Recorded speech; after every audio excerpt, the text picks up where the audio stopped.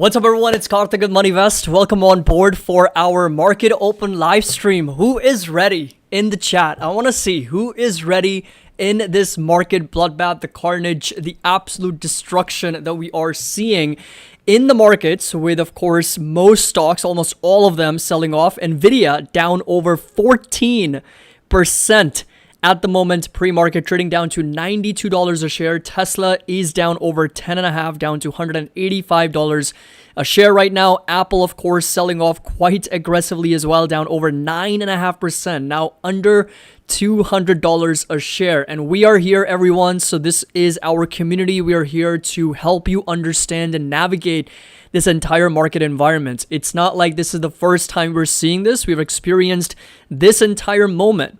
How you're feeling? We've experienced it. As a community, we have gone through this multiple times over. This brings back a lot of memories from 2022, from 2019, 2020, from 2018. A lot of times we've experienced these bear markets, these corrections, these aggressive sell-offs. This is a normal occurrence in the market. This happens over and over again. These are market cycles that you will get accustomed to over time. If you guys can see me and hear me, just give me a thumbs up. I just want to make sure that the audio and the video is working well. We've got lots to unpack. We've got lots to discuss in this market open live stream. Markets will open in about an hour here. Do me a favor, and I really am asking you to share this live stream with other people so that they can join and better understand what is going on in the markets as we see the volatility getting to its highest level since the pandemic. Folks, we are up over 180%. I mean, this is just crazy. I mean, take a look at the volatility here. We are up over 180% on the VIX, pushing up to over 65. This is the highest level we have seen for the VIX in over 5 years. You can see the significant increase in volatility here. You know, we've got lots to discuss. We've got a lot of things to discuss. And the reason I say that is because if you come take a look at our volatility analysis, so if you come over to this, and if I reload this page, we are now at over 65. So as soon as this number gets updated on our spreadsheet, there we go. 58 right now is what it shows. Folks, we are in the 99.49 percentile. To put things in perspective, in the last 33 years, volatility at over 60 has only been 38 times, 38 days. Think about that for a second. Just think about that for a second. Volatility in the last 33 plus years has been over 60 only 38 times. This would be the 39th time the volatility is above 60 in the last 33 something years, and that has only happened less than 0.5% of the time. So this indeed is a rare event in the market. This is a rare occurrence in the market right now.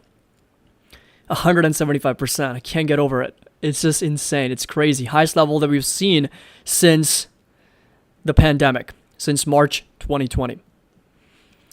Coming over to yield curves, another thing that I wanted to break down, we are now positive, folks. After being in the negative territory for well over 2 years, over 720 days, the yield curve was inverted. Again, I repeat, 2 years, 730 days to be precise, this yield curve was inverted. Today, for the first time in 2 years, we are now back in the positive territory. The yield curve is now officially uninverted. It's now back in the positive territory by 1 basis point. We are up 116% for the yield curve. Another really interesting thing that's happened today. And of course, not to mention individual stocks and indices and everything just absolutely getting crushed and selling off. A lot of liquidity flooding towards TLT and the bond market.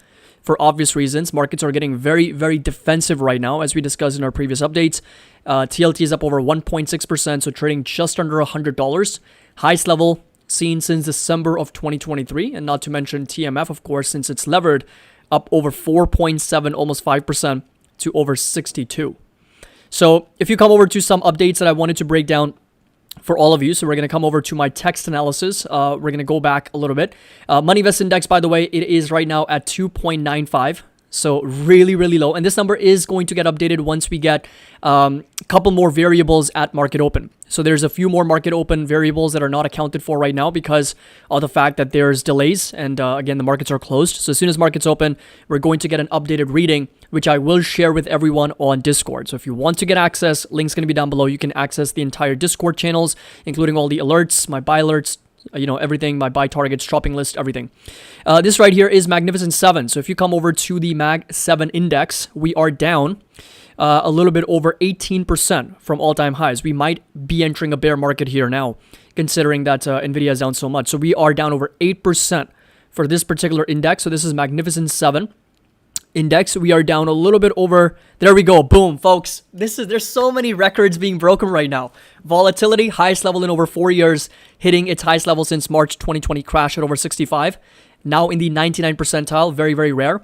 The yield curve uninverting for the first time in over 2 years, back in the positive territory. Magnificent 7 index now officially entering a bear market, so down over 20% for this particular index here. So we are now trading down to 1,627, as you can see over here on my trading view. This is an index that I have created for the Magnificent 7 companies. And remember, on average, we have seen a 23% sell-off once this index approaches a correction. This is going back over 10 years worth of data. I did a video about this over the weekend, and the median drawdown has been a little bit over 19%. So we are on par with historical sell-offs. And the max drawdown, who can tell me when that max drawdown happened? I want to know who is watching my content, who is watching my videos. I want to know when that max drawdown happened for Magnificent 7 stocks. So this index that we are going over here, this is the index that we have created on TradingView. The max it's ever been down from all-time highs was over 54%. Now I want to know who remembers when exactly that drawdown happened. What was the date when we saw over a 54% decline from all-time highs for this Magnificent 7 index? I want to see who is paying attention. And if you guys get the answer right, I'm going to buy more SoFi shares today. Oh man, the first answer. And we got January 6th, 2023. Pat, give yourself a pat in the back here because you are exactly right. January 6th, 2023 was the exact bottom for the bear market that we witnessed in 2022. And this right here was the sell-off. And you can see that this right here was the exact candle of January 6th, 2023, the bear market that we witnessed in 2022. That's where we bottomed. That's where we were down over 54% from all-time highs. Correct, 54%. But on average and on median, we have been down anywhere between 19 and 23%. And right now, of course, it's down another 8% at the moment. Volatility here, again, still over 60. I've already placed a lot of my buy orders at market open. So as soon as the market's open here, 45 minutes, a lot of my buy orders will get executed. A lot of you guys are asking, buy now or wait, or dollar cost average now or wait. So one thing I can tell you is that nobody knows how long or how severe this market sell-off will be. I think it's really important for us to understand that nobody knows. In the market out there, nobody that you talk to, nobody that you listen to, nobody that you talk about the markets is going to be able to tell you those two things.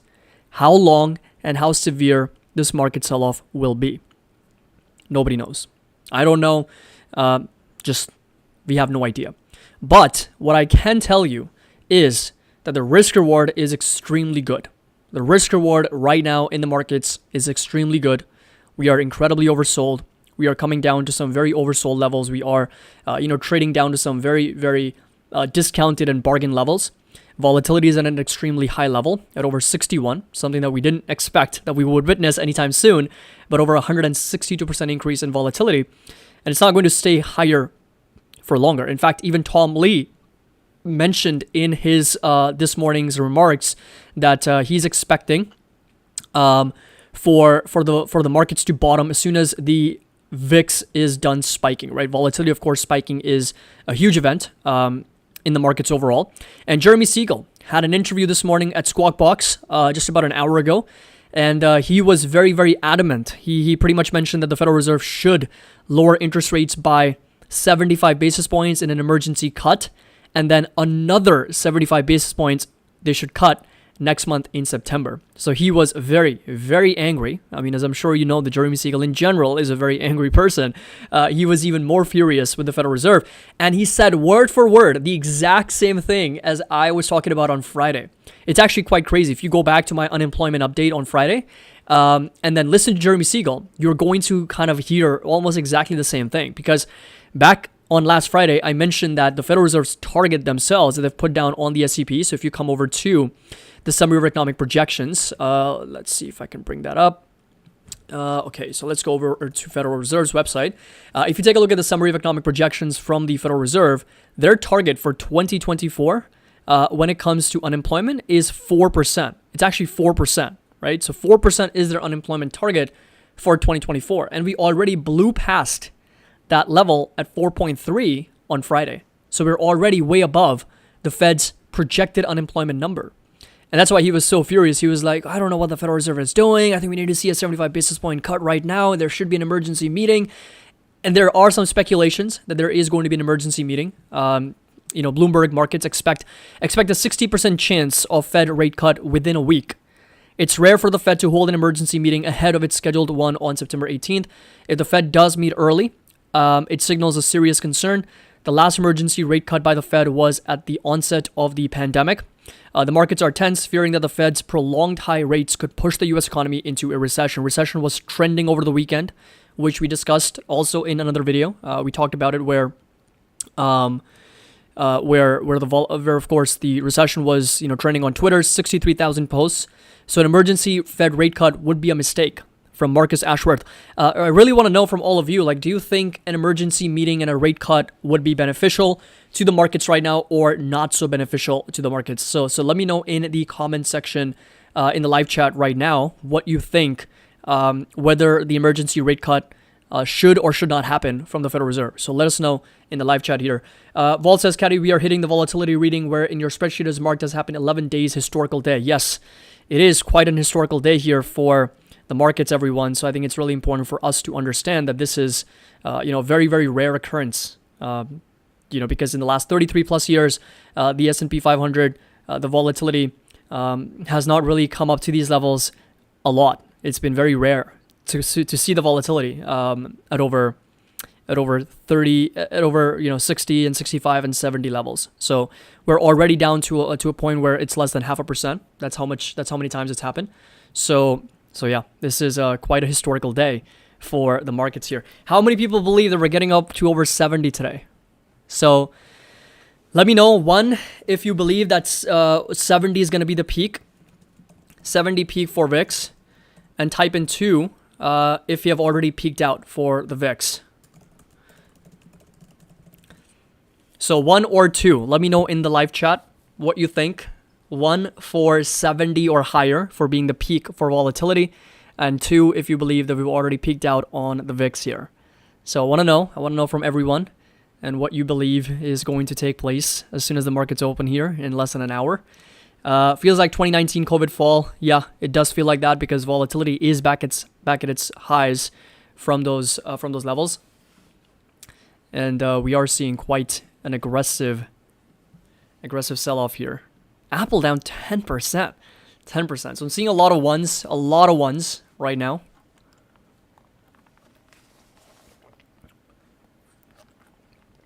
Ooh.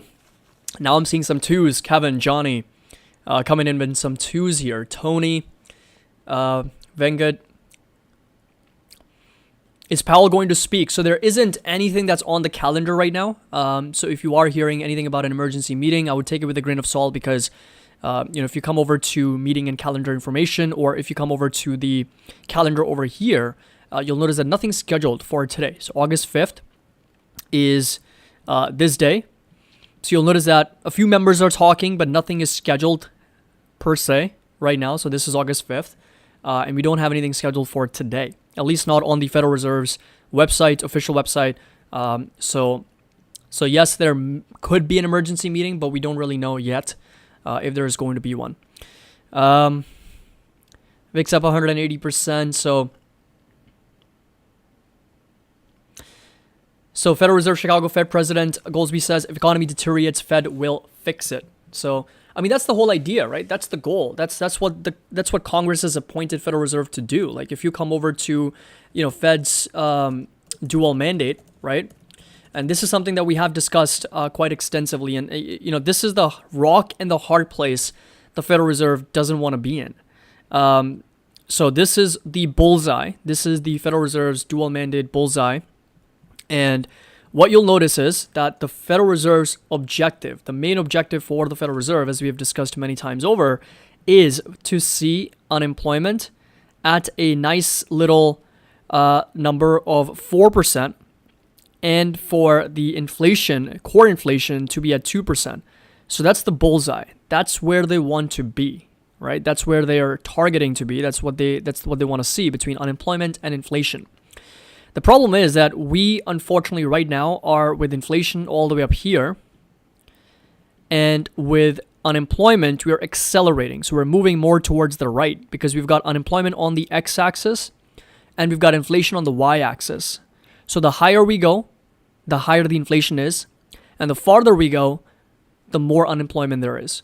So the Federal Reserve absolutely wants to avoid a situation, and they're praying for it. That's the rock and the hard place. As I've discussed before, the Federal Reserve is going to put themselves in a rock and a hard place if they end up in the topmost quadrant.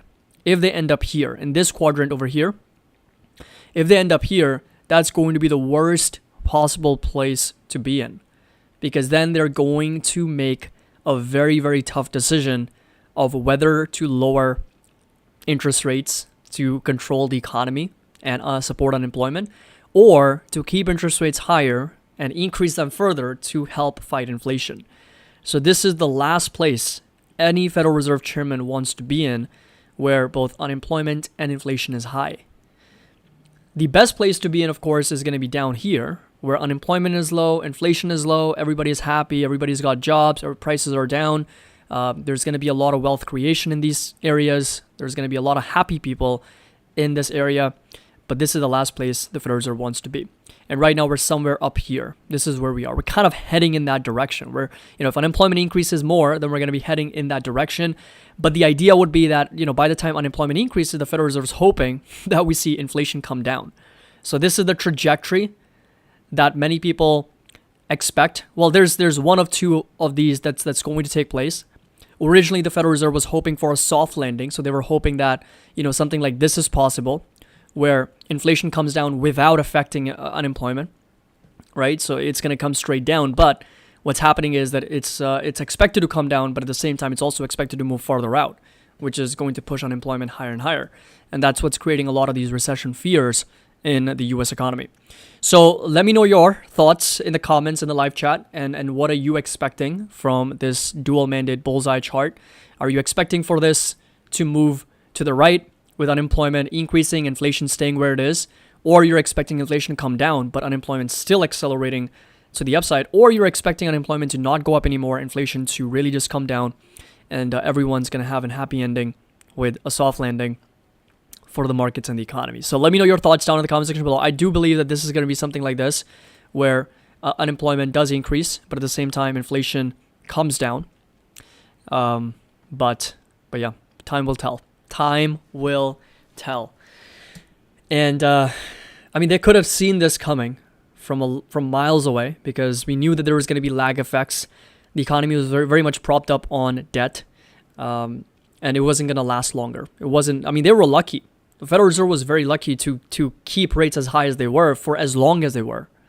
They were very lucky. We haven't seen a rate hike since I believe it's been almost a year. If you come over to the Federal Reserve's Fed funds rate.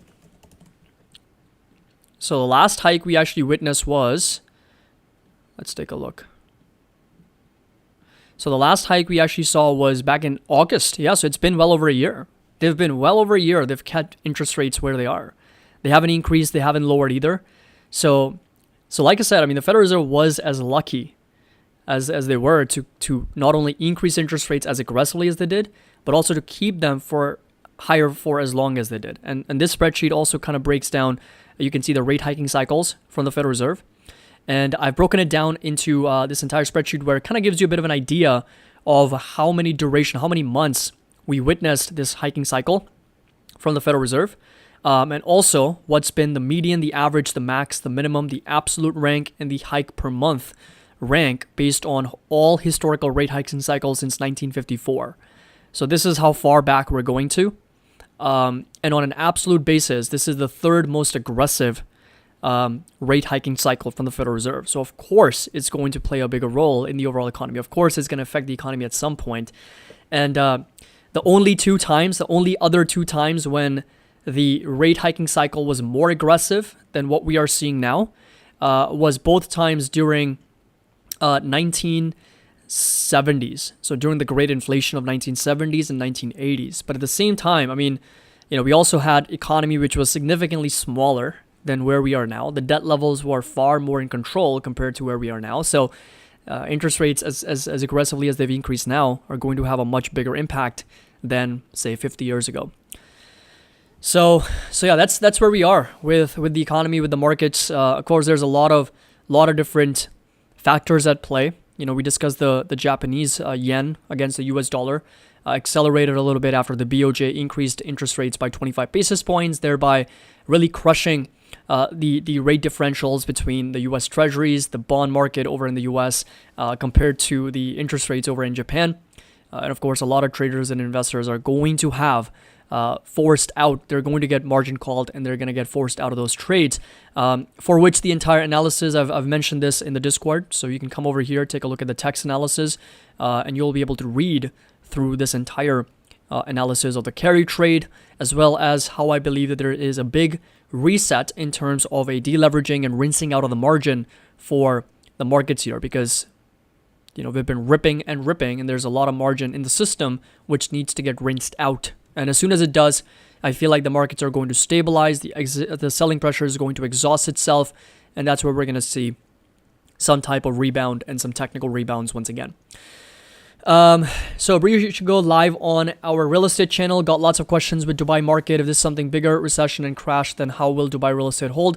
So yes, I'll do that. I'll see if I can do a live stream for the real estate channel as well. By the way, thank you so much for the 1,000 subscribers over there. I really appreciate all of you.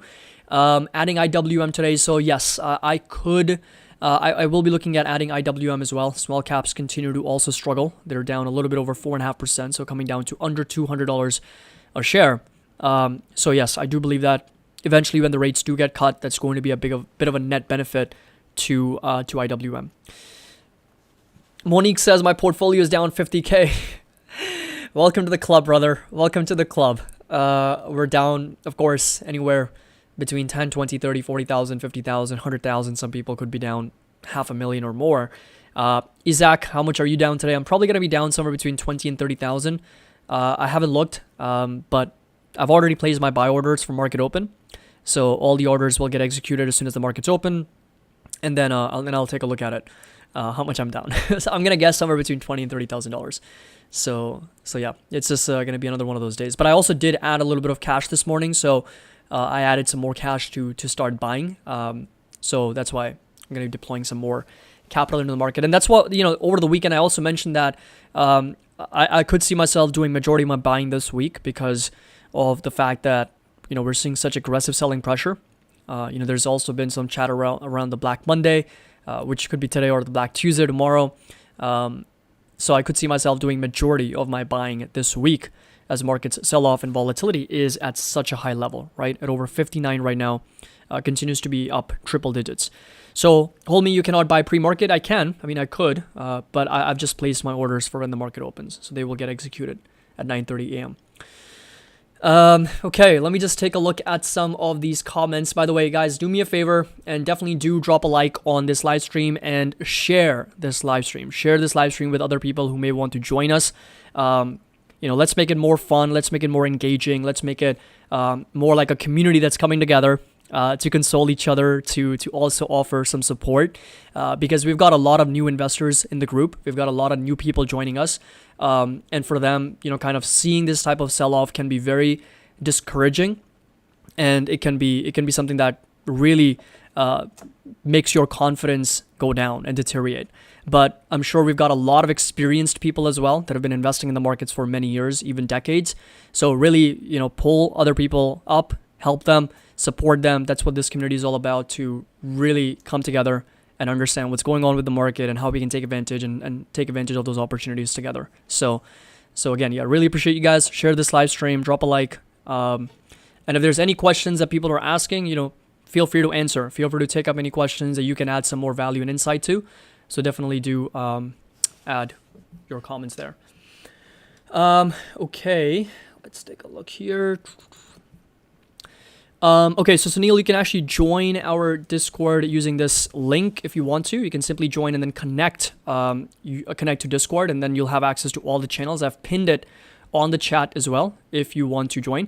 And Ben, yes, I believe it is the right time to buy because the risk reward is very good. Volatility is extremely high. A lot of this analysis we share in our Discord. I share everything with all the members over there. Eric says, discouraging. I've been waiting for 2 years for this. That's great. That's great. And that's the right idea, right? That's the right idea. That's a smart way of looking at things, where you get excited when markets are, selling off. And that's been the philosophy of our channel for a very long time, is when the markets are going up, I'd much rather be cautious, and I'd much rather be careful than when the markets are going down. That's when you see the real excitement in me. The market fear is my alpha, Kevin says. That's good. That's a good edge to have, right? An edge doesn't necessarily have to always be algorithmic or mathematical or something that you do during your trading. An edge can be something as simple as keeping your composure during market sell-offs and keeping your calm when everybody else around you is panicking, right? That can also be your edge, where you stay calm, you stay rational, you're not emotional with the market, and rather you're just a cold-hearted person, as brutal as it is. But that's what the markets really, really care about. They don't care about your emotions. They care about how rational you can be and how advantageous you can be during these times. So yeah. Same people crying will be saying it's too late to buy. Yeah, so definitely do take advantage. You don't have to go all in. You don't have to go crazy. As I mentioned in the update on Discord to everyone, no need to go all in or start using margin. Please be smart during this market sell-off, right? We don't know how long or how severe this could be or this could get. Keep dry powder at all times and DCA smartly, slowly, steadily. And one of the most important things about the markets long-term, if you're looking to do this long-term, is to preserve capital. I think capital preservation is very, very underrated. And the reason I say this is because the longer you are in the markets, the more likely you're going to find yourself in situations where there will be opportunities to take advantage of. Now imagine the people who, let's say, are using margin, right? If you're using leverage and you're using margin to trade or invest, and let's say that you get a margin call and your entire account gets liquidated, and then you're out of the game, right? And then if you're out of the game, you can't really take advantage of the game. So the whole idea is to stay in the game long enough so that you put yourself in the best position to take advantage of opportunities just like these. So Anthony says margin is the devil. Sunil, wait a minute. I will go ahead and open up a few more spots for you and for everybody who wants to join. If it does say sold out, because we usually do limit the number of people that can join. So I'll open up a few more spots for anybody who wants to take advantage and join us. There you go. You should be all set now. So if you click on that link again, it should refresh and you should be able to join. But yeah, so it's really important to stay in the game. Capital preservation, very underrated. I think it's really important to preserve your capital, make smart decisions, and not take on too much leverage or margin. And I wouldn't say that the margin is the devil. I would just say that it's really how you use it is what matters most. I think in like most things in life, anything that you overdo can be harmful. Same thing with something as simple as credit cards. Credit cards are a good way to build your credit, but if you overuse it and if you never pay down your balance, then you can get into a debt trap, and that can be very detrimental to your financial health. But if you are smart and if you know how to use them, you can earn points, you can earn rewards, you can build a solid credit.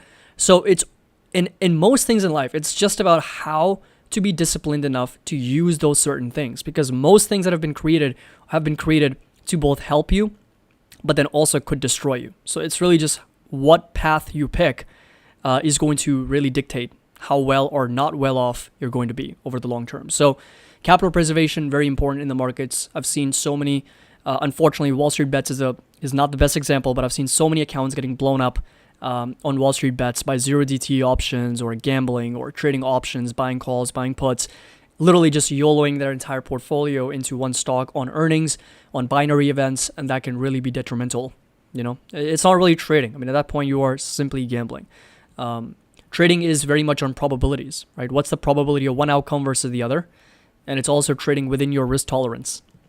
So anyway, let's see. Enphase looking attractive again. Do you have it on your buy list? Yes. So I do have it on my buy list. Enphase is there. And I've got the live buy, the heavy buy, the no-brainer buy, and the fair value of all stocks.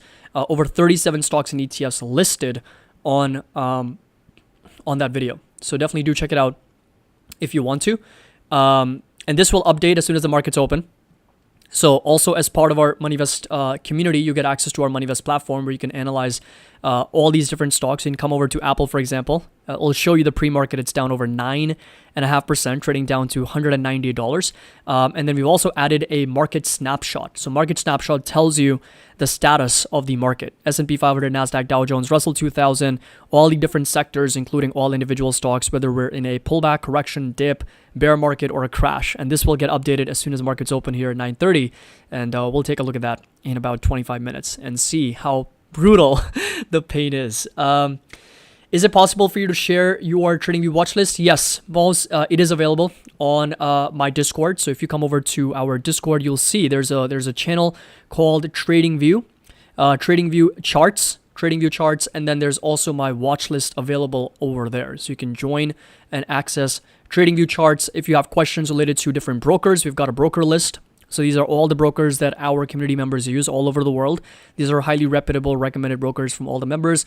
And then, of course, we've got a section for private videos. We've got section for all the alerts, of course, and the private chats, which you can also access. So, Jay, I'm assuming you've already looked at the VIX. Yes, of course. Of course we have, man. Come on. Is the markets already recovering? Let's take a quick look on QQQs on the 5-minute chart. Let's start with some analysis here. 4.75%. So this is the 5-minute chart. After the gap down, we sold off another 3.4%. This was after the gap down from 448 closing price. So we were all the way up here. At one point, QQQs were down over 6% from Friday's close. So we were very close to a circuit breaker. Remember, circuit breaker levels are 7, 10, and 20% in the U.S. markets. So let me just break that down. 1 second. So circuit breaker levels, U.S. S&P 500.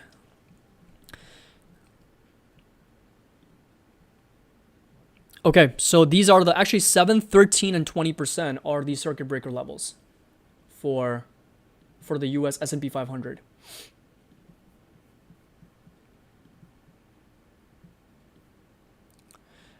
So those are the levels for circuit breakers. So in other words, if 7% decline happens before 3:25 p.m. at or after, so that there's going to be a circuit breaker, and then 13% is going to be level 2, and a 20% decline at any time during the day, if the S&P 500 is down over 20%, I think the markets are going to close. Yep. So markets are going to actually close if there is a 20% decline at any time during market open. How many people actually here believe the markets are just going to shut down early based on a 20% sell-off? Yep, so halt remainder of the day. Everything else, 7% is only a halt of 15 minutes. 13% is a halt of 15 minutes. Trading continues unless there's a level 3. Trading continues unless there's a level 3. Level 3 is the most brutal circuit breaker, which is down over 20% from previous close. And if that happens, we just completely shut down the market and we go out in nature and enjoy the sunshine. Forget about what happened in the markets. Just close our apps and then be done with it. But QQQs right now down almost 5% still. So there is possibility for a 7% circuit breaker easily. And S&P 500 here at one point was down over 4.5%. Right now down over 3.6%. Yeah, no way it'll be 20%. 20% will be depressing. Give me a 20% discount. Just imagine, folks, 20% sell-off in one day in the S&P 500, which is worth over $44 trillion. 44 trillion, a 20% is going to be almost a $9 trillion sell-off in the S&P. 9 trillion. $9 trillion. I can't even imagine how many zeros there are, but $9 trillion. That's 10% of the global GDP. 10% of global GDP of $100 trillion. That would be insane. That would be quite crazy. I don't think it's... I'm not going to say never, because you just don't say never in the markets, because anything is possible at any time. But the likelihood of that happening is, I believe, extremely slim. The yield curve is back in the inversion territory, so -5 basis points right now. And then we do have volatility also slightly rotating back lower. So on the 5-minute chart, as you can see that, the highest point for the VIX was as much as 65. And right now we're starting to come down. Kevin says Wall Street traders, yeah, that's really unfortunate. And that's the crazy part about risk and reward, which I think it's really, really important to help most investors and traders understand the risk and reward here, because greed takes over. Greed takes over so much is that you just forget about the risk. You just forget about what could possibly go wrong. And there's a lot of things that can possibly go wrong. I mean, with a market that is so diverse, it's got so many variables at play, there's always a possibility for something going wrong. And that's the risk that nobody accounts for, right? And oftentimes it's the black swan event, like you couldn't even foresee it. It kind of blindsided you. But it's just... That is unfortunate, what happened during the Great Depression, 1920s here. So Eunice, how is it possible to buy pre-market? I mean, you just place a pre-market order depending on which brokerage you have. You can just go into your brokerage and then just select a pre-market order. Extended hours, it can have different language depending on the broker that you have. But yeah, you should be able to buy.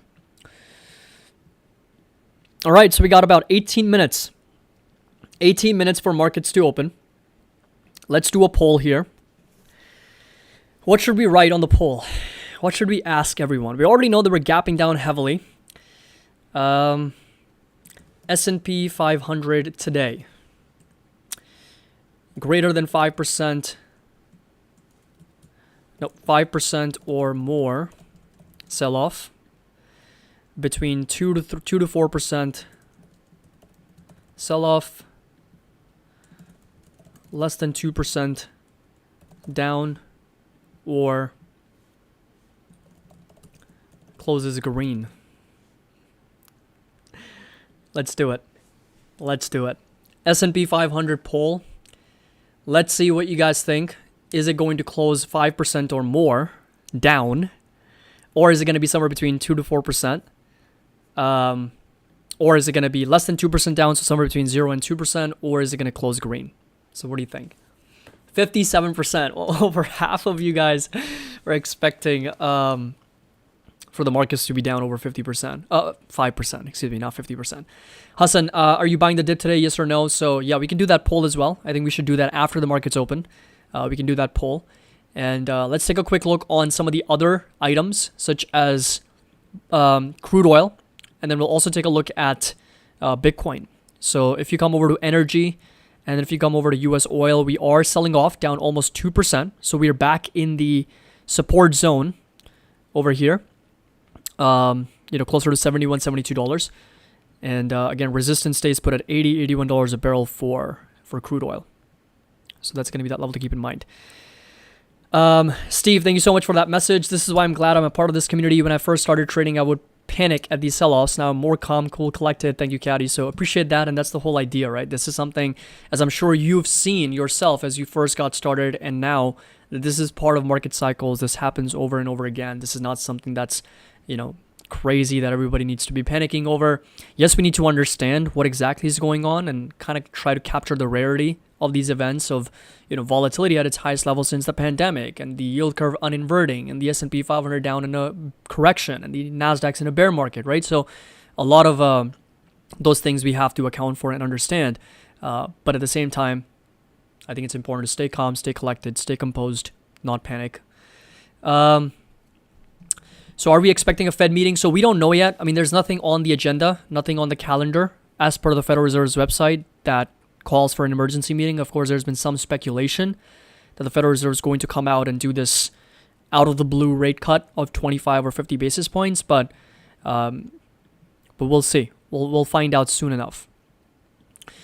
Any good oil plays, Karthik? So oil, I'm not so sure. Crude oil has, of course, been a bit more volatile. I haven't really traded oil in a long time, but I'm sure you can look at some ETFs that are trading directly off of crude oil. I mean, US oil is one of those ETFs. Or was it oil fund?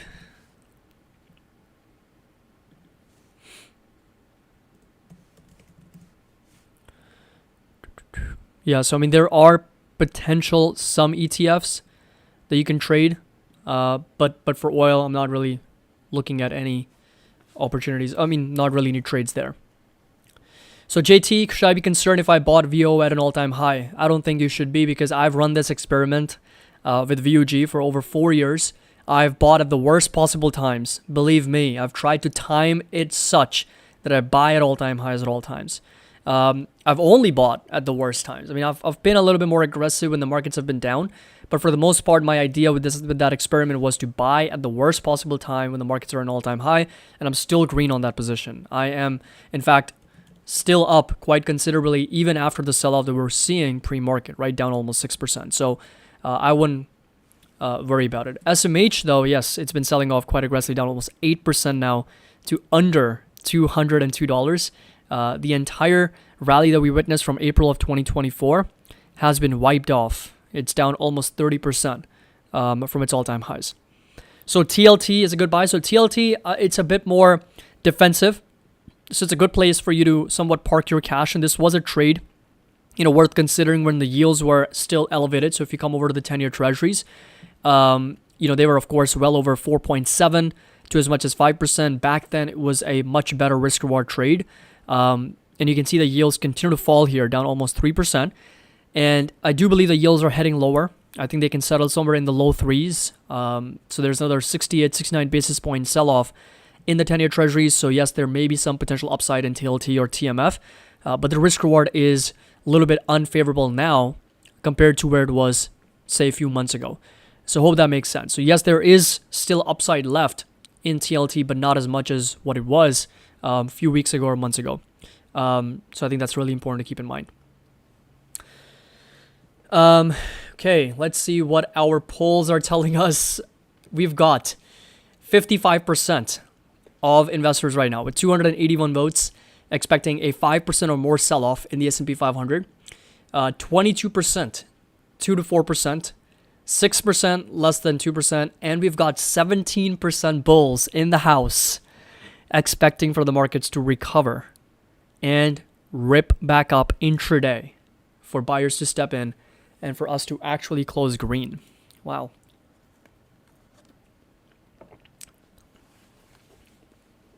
So fam, pre-market buys or better to wait and see today? Plus, do you think SPY can fill the gap down to SPY 500, 427? Can you check, please? So fam, thank you so much for that donation. I really appreciate it. So first of all, I want to address all the questions that I'm getting related to these buys. Like, should we buy, right? Should I buy? Is this a buying opportunity? So first thing I want to mention is what I'm doing. And what I'm doing is I'm buying. Okay, as I said earlier, I've already placed my buy orders for market open. When the market opens at 9:30, there will be a lot of orders that executed for me. So I am indeed dollar cost averaging and buying in this market sell-off. Now, does that mean that you have to as well? That you have to decide for yourself? I just feel the risk reward is getting a lot better, right? I just feel the risk reward now in the market is significantly better than where it was 3 weeks ago. Volatility is extremely high. And as we have talked about it on the channel, and I'm sure there's going to be a lot of new people joining us. So one of the sayings that we follow on this channel is when the VIX is high, what do we say? I want to have all the OG members who've been part of our channel for a very long time. I want them to finish the sentence here. When the VIX is high, it is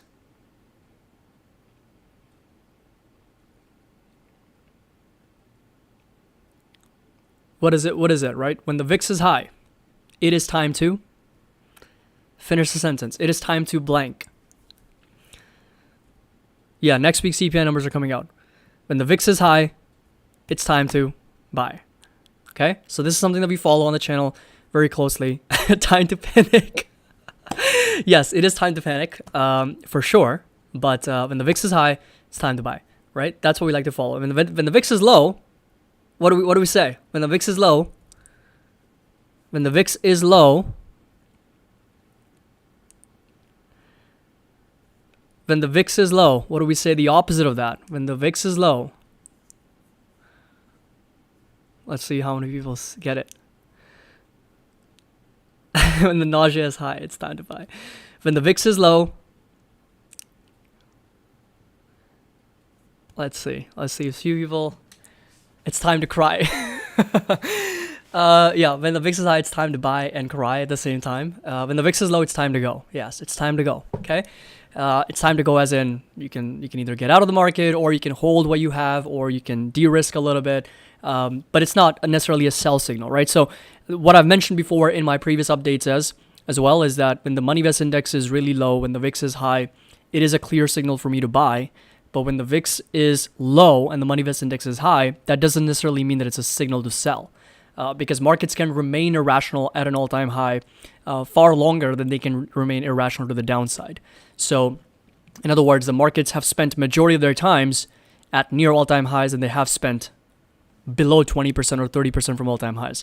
So in other words, our buying window is much smaller than our selling window, right? Because markets have almost always been trading near all-time highs. And this can be shown on this spreadsheet. As you can see, that since we are in a correction of down over 10% as the markets open here, 78% of the times last 51 years, the markets have been within 20% of their all-time highs, 78% of the times. Once we get down to over 20%, within 30%, that's when the markets have spent over 91% of the times. If you add up these numbers, the sum is going to be over 47 years. So think about it for a second. Let me just put it another way. In the last 51 years, the S&P 500 has spent 40 years, 40 of those 51 years, within 20% of their all-time highs. Within 20% of all-time highs, the S&P 500 has spent in the last 51 years. 40 years spent within 20%. If you account for 20 to 30%, so within 30%, it's 47 years. So what does that leave us? Only 3 years. 3 years, the markets have spent down more than 30% from all-time highs. Just over 4 years, actually. 4.1 years. So probability of us getting down to those levels is really low. And the probability for us to stay down at those levels is even lower. So that's why I think it's really important to understand these statistics, understand these probabilities, know that the risk rewards are getting better, and take advantage when the opportunity presents itself. I think it's just market moves in cycles, right? Yeah, there could actually be a lot of different sayings. I want to see who can come up with the most funny saying related to the volatility. When the VIX is high, it is time to blank. And when the VIX is low, it is time to blank. I want to see who can come up with the most funny saying for us on the channel. Let's see who's going to win that prize. Let's see who can come up with a really funny new saying for when the VIX is high, it is time to blank. And when the VIX is low, it is time to blank. Fam, yeah, let me just take a look at the gap of 427 here. So S&P 500, we've got a gap down to 427, huh? So you're talking about a gap all the way down here. So there's a couple gaps, fam. I would say that it's over here. I don't expect the S&P to fill those gaps all the way down here. But then again, anything is really possible. That would put us in a nice little bear market, down over 20%. You know, anything is indeed possible in the markets here. So wouldn't be surprised to see that happen. But before we even get there, I think we've got a plenty of support levels to watch for the S&P, right? So we've got one support here at 493, and then potentially another support sitting right there at 510, 511, which is what we're going to kind of knock off of on the day today.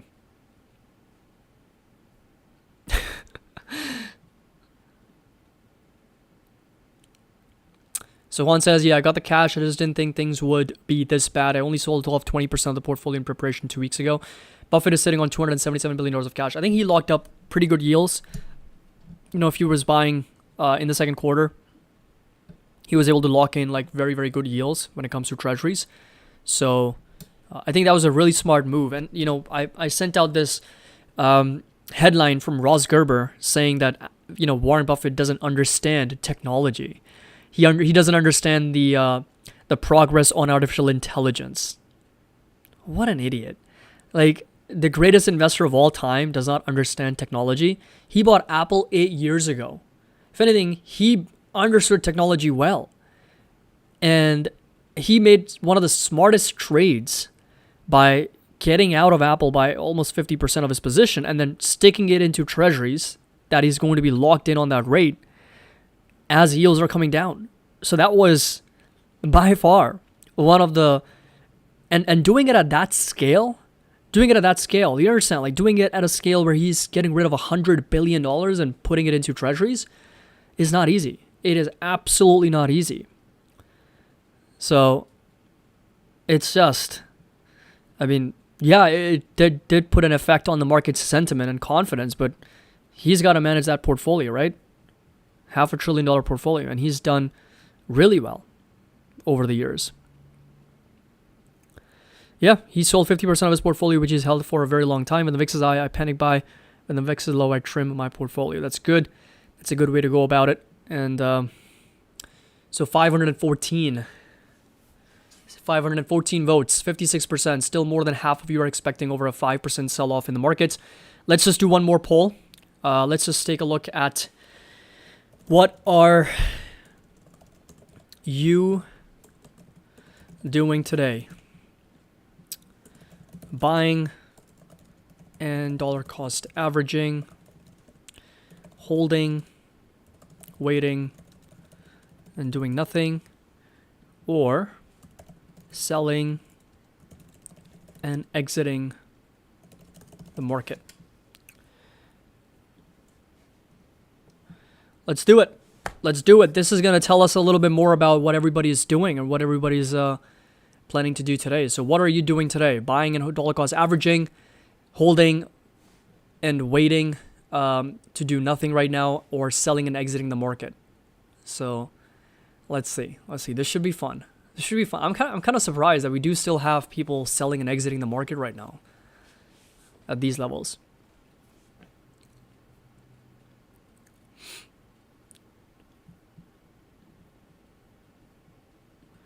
So participate in the poll. Definitely do. Let us know what you are doing. What are your plans for today and for this week, I would say. Are you planning to buy, hold, sell? Let us know in the chat, in the polls here, as you participate in this poll. So Freddie says, I do trading. I have a couple of Teslas, so I sell them a bit when I believe it is high. FOMO buying leaps, dollar cost averaging, closing covered calls for sure today. Yep, so covered calls are going to do really well if you had sold them last week, because all of them are most likely going to be up significantly. I think my Tesla covered call is going to be probably up like over 99%.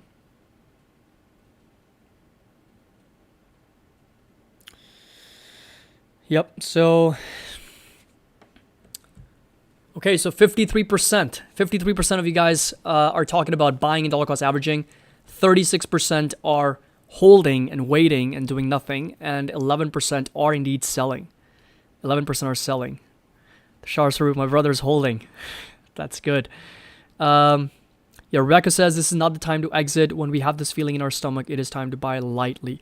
Yep, so one of the things that I also want to address in this video is some of our levels. So this is our MoneyVest index, right? And it helps us understand how aggressive do you need to be. So we've got 6 bands. Okay, market's going to open in about 3 seconds here. So let me just switch over to the markets. So we've got S&P 500 here. So markets are open, folks, by the way. We've got S&P 500 up top here, down over 4%. We got the QQQs over here, down over 5% right now, opening down to 424. And then just for fun, we'll keep Tesla and Nvidia right now. We'll switch between Apple and Nvidia or Tesla. Nvidia's down 13%. Tesla's down 11%. So a complete bloodbath, as you can see. Netflix is down the least, over 3%, but Tesla and Nvidia down double digits. Apple's down over 9%. Amazon's down over 8%. Meta's down over 6.5%. AMD's down over 6%. Google's down over 6%. And there's incredible amounts of volatility here across the board, with UVXY up over 66% as volatility up over 135%. So I just want to kind of follow up on my buy orders. Just give me a few seconds as I just follow up to make sure that those are getting executed well as the market's open now. So I'm still here. I'm just going to be talking a little less, but I'm still here.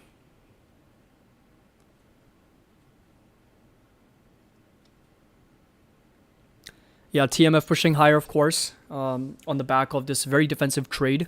TLT pushing up, TMF pushing up, yields continue to come down over 3%, so that is not a surprise. But as it stands right now, S&P 500 down over 4%.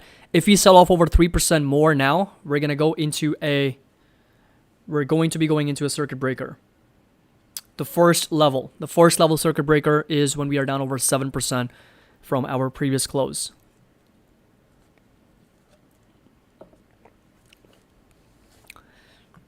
Tesla 182 is the level that's kind of holding up here intraday. And Nvidia is also down to $93 a share right now. Oof. Folks, down $30,000 just like that in a split second as soon as the market's open. I knew that I was going to be down somewhere between 20 and 30. It's just down 30. So, quite an interesting day, everyone. It's just one of those days. Volatility back down to 54. Still up 133%. But again, keep a close eye on where it actually ends up going. SVIX is short-term VIX futures ETF down over 39, almost 40%. Yep, so makes sense why it is also selling off. Apple getting a bit of a recovery. You can see green candle on a red day. So there are buyers stepping here, intraday here, on the first 5-minute chart. Nvidia down 14 now. Quite the opposite of Apple. Nvidia is just getting destroyed. Market cap now down to $2.2 trillion. It's lost over $1 trillion in value in the last 3 weeks. 3 weeks. Hold me, yes, I am now trading from Dubai. So Powell's speech scheduled for today. As I've said before, there is no, right now there's no schedule for when Powell is talking, or is he even talking? Because there's nothing on the calendar from Federal Reserve's website. But if he does, I'll keep everyone posted if there is an emergency meeting and if we do actually end up seeing a rate cut or something. But for now, we don't really know if Federal Reserve is talking or Chairman Jerome Powell is talking or not. Jeremy Siegel already mentioned, I said that he's very furious. He wants a 75 basis points cut from the Federal Reserve and then another 75 basis points in September. I doubt that we're going to see that though. Okay, let's see. So on our poll, we got 51%, 51 plus 39, 90% of people are either doing nothing or buying today. And 11% are indeed selling. Yes, so all my orders got filled. I was just checking that. So they all got executed. I'm actually thinking about deploying a little bit more cash into the market and start buying more. Shall we? I feel like I should.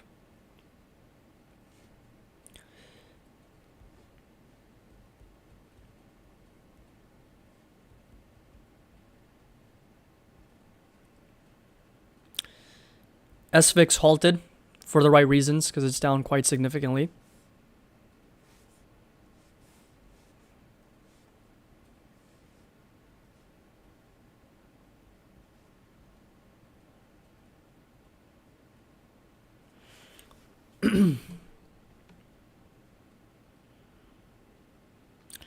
Yeah, Charles Schwab's, I'm having some issues with Charles Schwab's here. You're right. I'm not, so that's why I'm using my other brokerage. And And we also got to look at the MoneyVest platform to see what's the updates over there.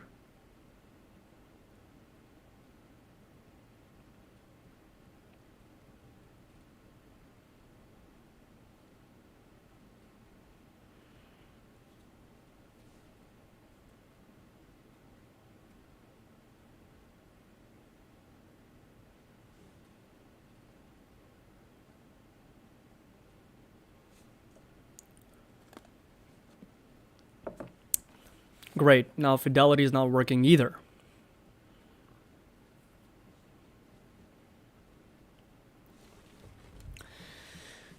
Yeah, Charles Schwab is not working for me, and Fidelity was working. That's not working either. It's giving me some errors. Yeah, Yandel says Robinhood is not working either. Great. So they sell the market, and then they lock us out of our own accounts. Can't even buy. Wall Street. What is going on? Okay, so let's come back here. Nvidia down over 10%. Tesla's down over 9 still, but we are seeing some green candles coming in. I wouldn't trust these green candles right now, but we do have some green candles coming in. Volatility is coming down over 51 at the moment, still up 119, almost 120%. Let's just refresh our platform to see what's going on. So we got Tesla in a crash, down over 54%. Nvidia is in a full-blown bear market, down over 32%. Microsoft's down 16% from all-time highs in a correction. Meta's down in a correction. Apple's in a correction. Amazon's in a bear market. Google's in a correction. Broadcom's in a bear market. Oracle's in a correction. Advanced Micro Devices, bear market. Qualcomm, bear market, down 32% from all-time highs. AMD's down 44% from all-time highs. Adobe's down 27% from all-time highs in a bear market. And Salesforce down 26% from all-time highs in a bear market. And then, of course, if you come over to the S&P 500, NASDAQ, Dow Jones, and Russell 2000, we are either in a pullback or a full-blown correction. NASDAQ's down 15% from all-time highs in a correction.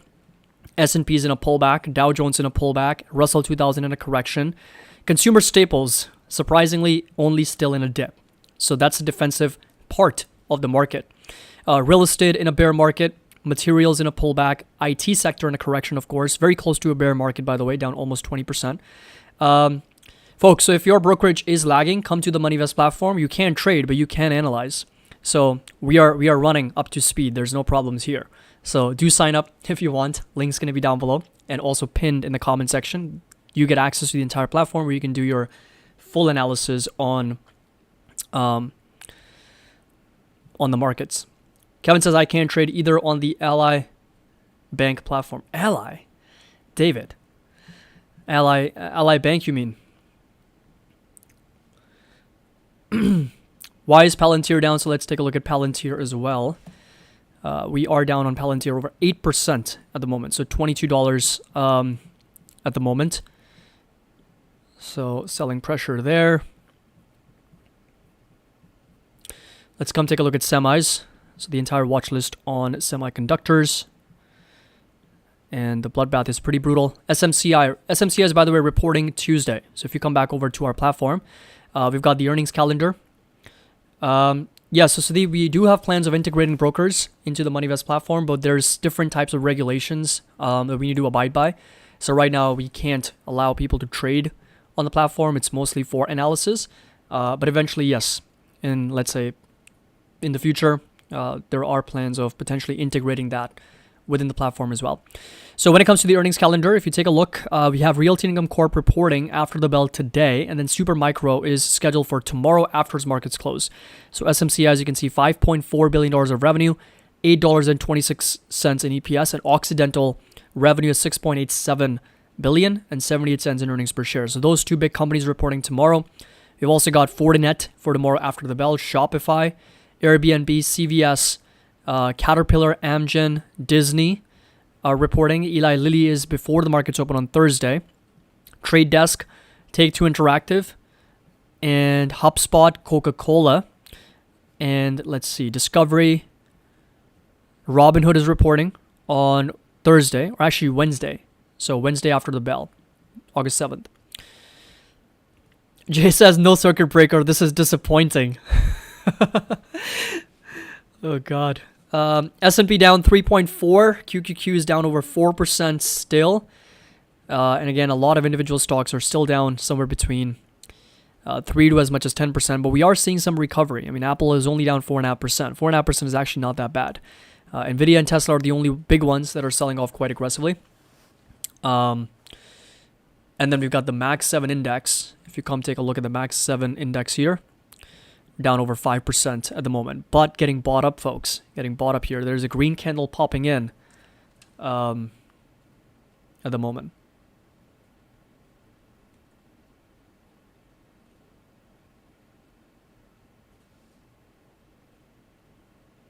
What a day. Absolutely incredible.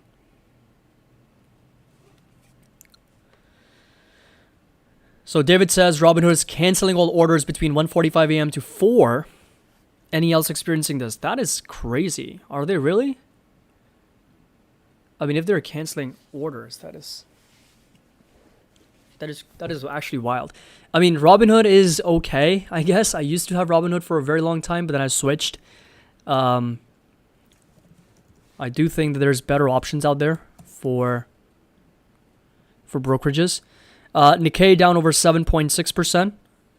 So again, this has been a pretty brutal sell-off for the Japanese index. Chris, when Black Friday? You're living it. You're living it right now. This is it. This is the show.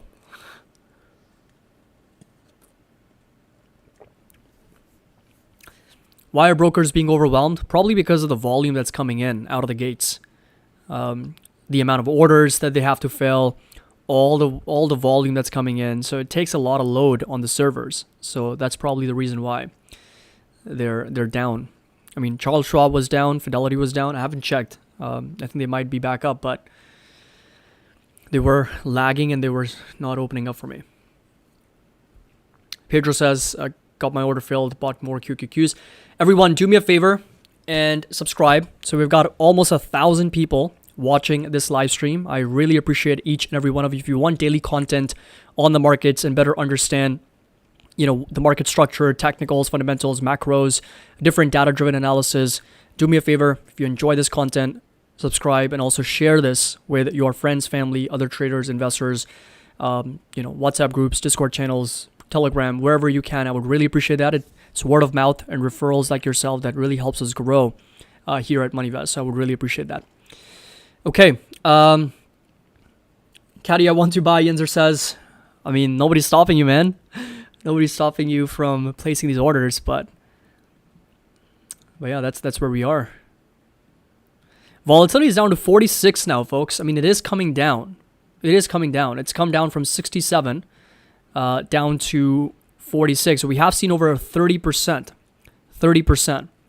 pullback in volatility. It's now only up 97%. So keep a close eye on how the VIX is doing, because when the VIX is high, it's time to buy, and it's now starting to come back off a little bit from those highs.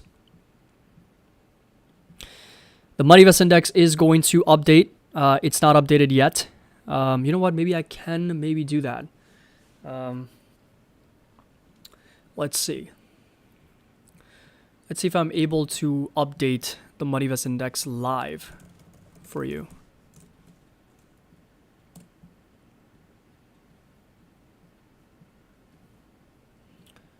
I'm just going to have to put in some values.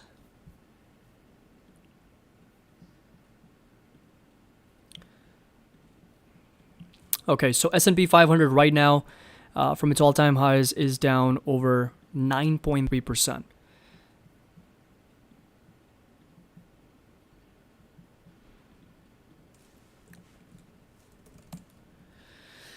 Okay.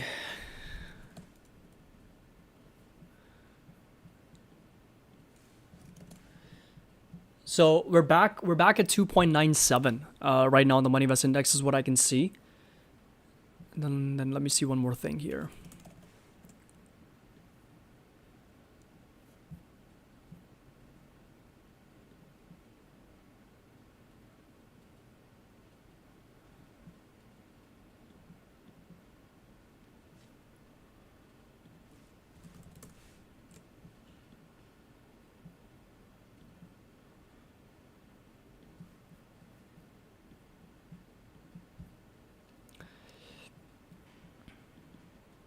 Yeah, 2.97. Close to that number is where we are expecting for the MoneyVest index to be, which is going to put us in just under that 3 level.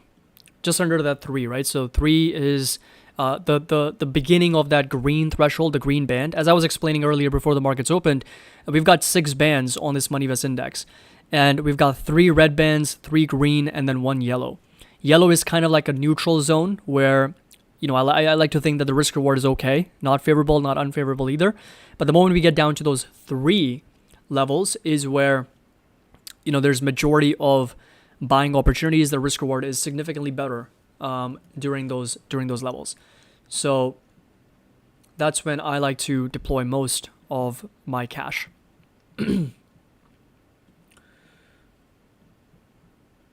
So there's just one more thing that I need to update on this.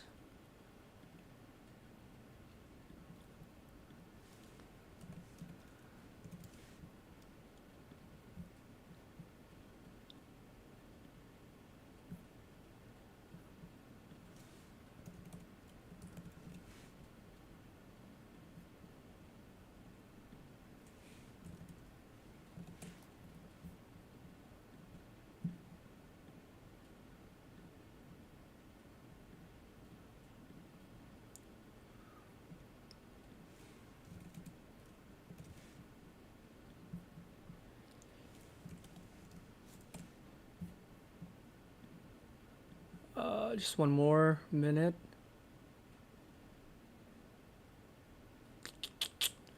There we go. 234. Okay, 2.81. 2.81 is the actual value for where we are for the MoneyVest index. 2.81. We're under 3 now. Beautiful looking heat map is what we have in the market. So everything, of course, down quite significantly. So there's absolute carnage in the markets. Amazon down 7. Google, Meta down over 7 and 5 respectively. Apple down almost 7. Microsoft down over 4. Nvidia is down double digits. Eli Lilly is down over 6. Tesla, Netflix, I mean everything, the entire semiconductor sector, everything is, of course, moving in that direction. So VIX now at 44. 44 is what we have on the volatility. Nvidia now back at over $99. We've got Tesla back at over 196, so down over 5%. We got QQQs down about 3.5%, and S&P 500 down over 3.26% as well.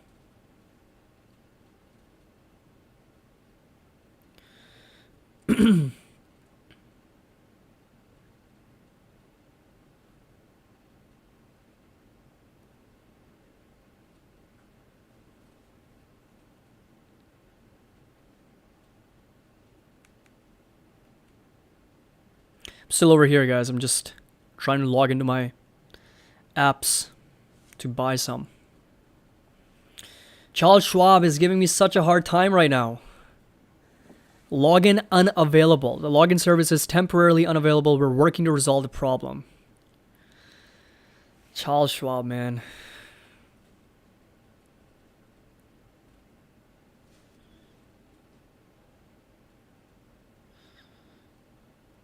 This is unacceptable, folks.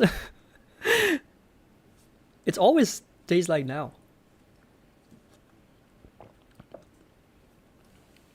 So Mig Newton up more than 10% on most things I bought near the opening bell. I'll just hold it for the long term. Yeah, so my orders got executed right at the opening bell as well, because I've already placed those orders.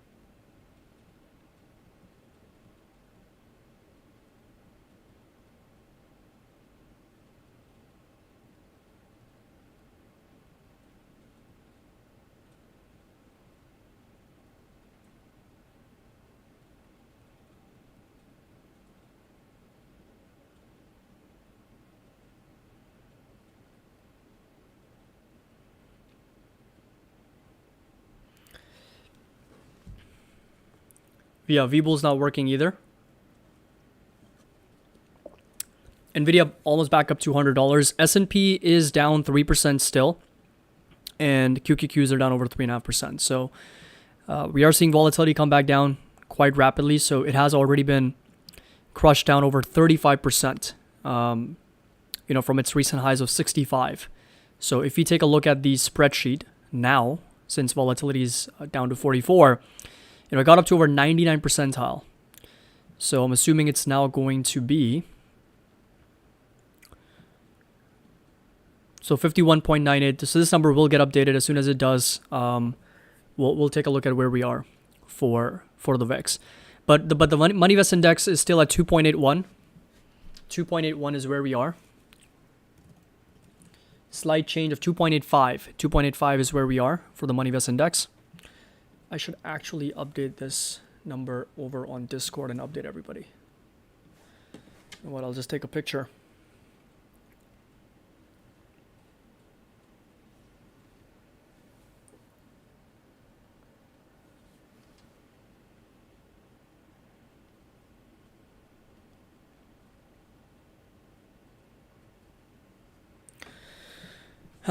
We've hit the 200 SMA on the S&P, so let me just bring up some of the moving averages. That's a good point. And let's take a look. Yeah, so we didn't quite hit the 200 SMA there, Samuel. We were very close, though. 5,000 is the level for the 200 SMA, but if I bring up some of the other moving averages, so for example, if I bring up the 100 SMA or the 50, so let's see, 100 is going to be a little bit higher as well. 50 is going to be higher. That's the 400, which is much lower. So QQQs hit the 200 SMA, if that's what you're talking about. QQQs are very close to that 200 simple moving average. So at one point, we were down a little bit over almost 16% from our all-time highs. And right now, we're still in a correction down over 14%.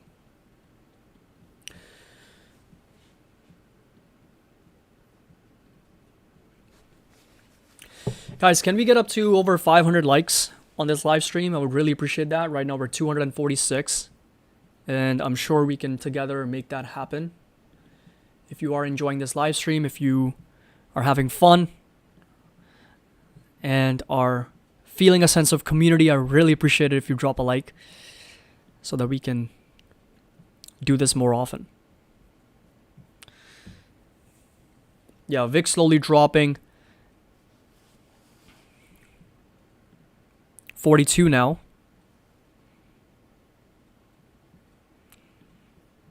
And the yield curve uninverted just for a brief moment came up to as much as 1 basis point, and it's now back in the inversion, negative 6 basis points right now.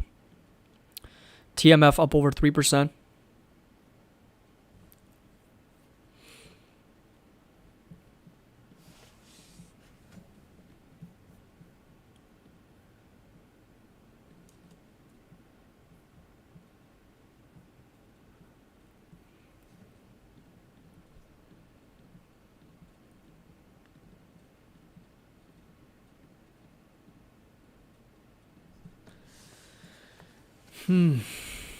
Okay.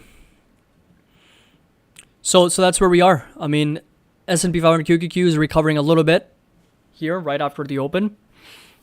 Tesla, Nvidia still down, I would say considerably from their previous closes on Friday. But we're seeing a pretty good recovery here. I mean, AMD is only down 1.7. Netflix is down only 2.8. The Federal Reserve is buying stocks. I wouldn't be surprised. No, I don't think they are. But let's see. So in our polls, we've got over 650 votes. I'm going to end it now. 50%, half of you are bold enough to dollar cost average and buy during today's market sell-off. 38% of you guys are sitting on the sidelines, not doing anything. And 11% are actually selling and exiting the market. So that is actually a good data set for us to understand who's doing what. It's basically 11% people that are selling are selling it to the 50% people that are buying, and 38% are just in the sidelines with popcorn, enjoying this transaction as it happens. Nancy Pelosi has been buying. I think one of the fewer times where she has actually not seen this coming.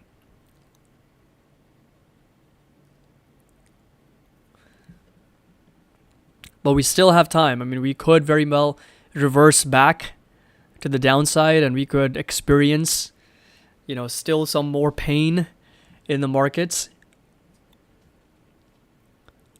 But we'll see if we actually do reverse back lower. Many orders will get filled, but when they get executed, market might reverses might start right now. What do you think? Yeah, so it's possible. I mean, right at market open, we did see lots of buyers stepping in, but it's possible to reverse back lower. If you do make a new lower low on the day, I think then we're really in for some trouble, some extended trouble, where the markets can continue, in the coming weeks. So I feel like it can be a little bit more prolonged. If we don't see a faster recovery, then it can be very prolonged for longer, where markets make this lower high, lower low pattern, where we continue to trend lower, and we're not out of the woods yet, so we could be going up just to make a lower high and then come back down to make a lower low.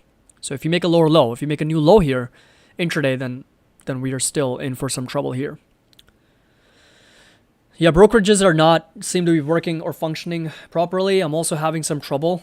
That's why the good thing is that it was working before the market opened.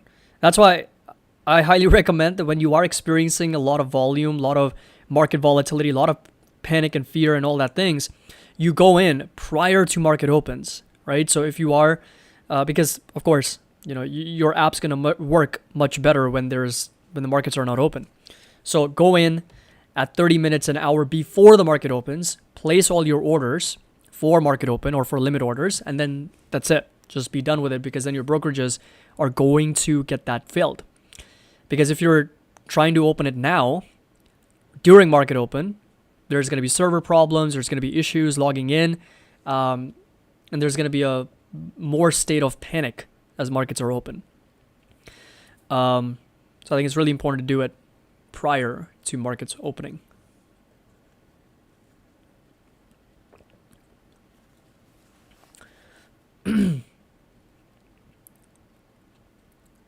Yeah, I can get into Fidelity. I haven't been able. E-Trade is working fine. E-Trade working perfectly. That's good. E-Trade getting some free marketing here.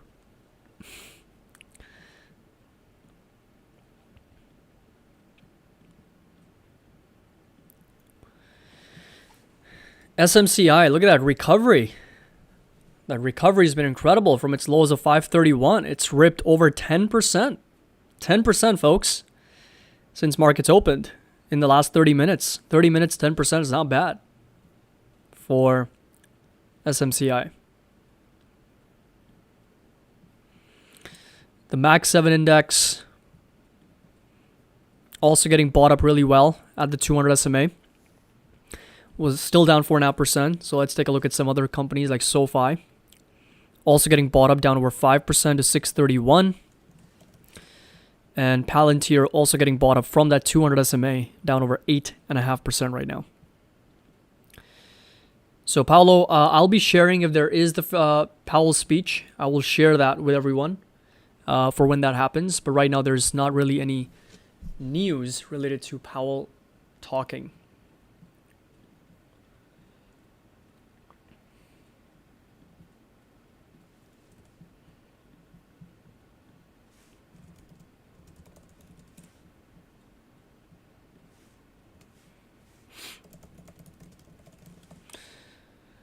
Yeah, there doesn't seem to be anything related to Powell's emergency meeting or when is he talking. Intel, let's take a look. Down another 7% after the bloodbath on Friday. And poor guy, from Reddit, from Wall Street Bets, who invested $700,000 has already lost over a third of that money, or just under $300,000. Oh, does it really? Oh, I'm so sorry. I'm so sorry. I didn't even realize. Because I was actually using... Oh, my bad. I didn't even realize. Sorry, guys. I've just updated it. Because I was reusing the live stream from the previous time we'd been live, which was during the FOMC last week. Or the week before that. And I didn't even realize the title of that video was FOMC and Powell's speech. My bad. Thanks for letting me know, Jalstra. We've been live for over an hour. Nobody mentioned it. I just updated it. Market open. Anyway, so we're seeing some good, decent recovery, I would say, for the market. So QQQ's S&P 500, they continue to... AMD is positive. Folks, we have our first green stock on the day. Advanced Micro Devices, AMD. Taking one for the team, pushing higher, showing us a little bit of that ray of hope. Over 74 basis points higher. What a green candle after the markets opened here. Pushing up over 9% intraday. As volatility cracks below 38. 39 now. Volatility continues to sell off. Anyone holding their dry powder until tomorrow. I think it's still important to not go crazy here. Yes, markets are recovering well. There's opportunity, as we already discussed. I had mentioned it, but still be calm, composed. It's okay. I mean, markets are not going back to all-time highs. They sure are recovering, but be more mindful of that.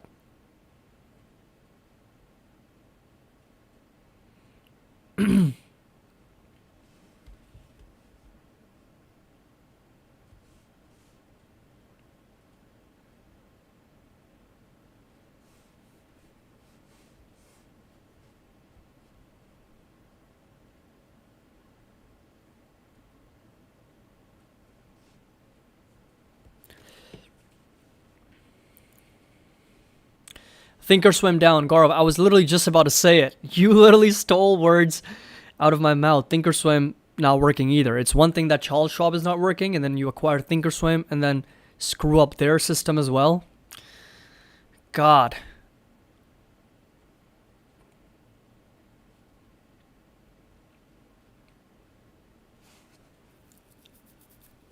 Buffett bought the dip with Apple's money. CrowdStrike also in positive.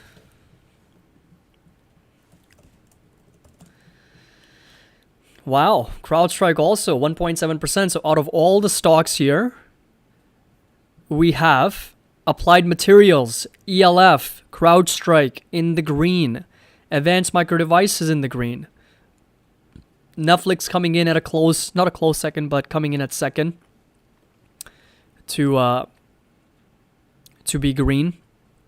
Apple's still down 4.5. Tesla's recovered almost up to $200. Nvidia's back over $100. So Nvidia's recovered from its pre-market open to over 10%. We have seen on average, I feel like 10 to 12% rally intraday so far in the first 35 minutes. First 35 minutes, we have seen a 10 to 11% recovery for most stocks. Nvidia, 10% recovery. You come over to Tesla, over a 7.5% recovery. Meta, also getting bought up really well, 4.5% recovery. Advanced Micro Devices,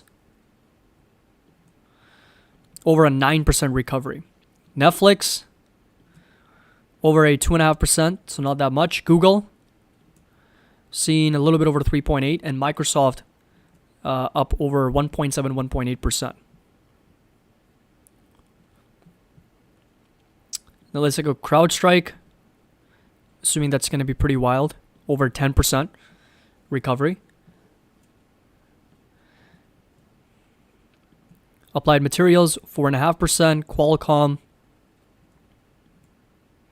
over 4.2%. So, and then of course the winner of them all. Look at SMCI, intraday, up over 12.5%. Incredible rebound. Will it last is the question. Yeah, I mean, that's the question, right? Nobody really has the answer, my friend Dennis, but I can tell you the risk reward is good. So, like I said, I picked up shares this morning at 9:30 a.m. And if the markets do rotate back lower, that's still good. I can buy more shares. I can buy and be a little bit more aggressive once again. Guys, give me a second. My mom's calling me. Just 1 minute.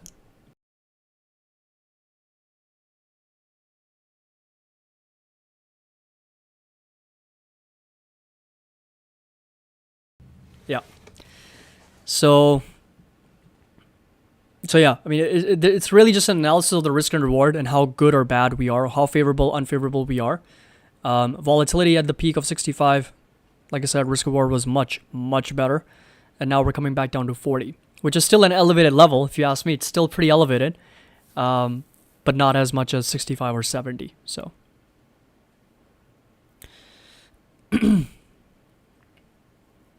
Dominique, mom panic sold. Absolutely not. If anything, she bought. Yes, I will let my family know. She was just FaceTiming with my nephew. He's 6 months old. Super cute, adorable. And every time I talk to him, it's just like all the stress goes away. Asking if she should buy options.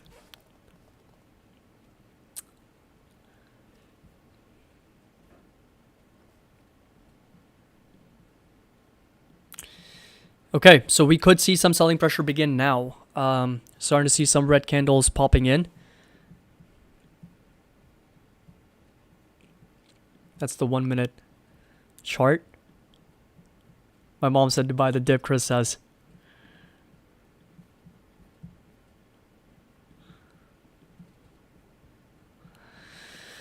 Okay, volatility back over 41. AMD, which was green, back in the red. Walden says, I trust the guy that talks to his mom Monday morning. I talk every day, to be honest.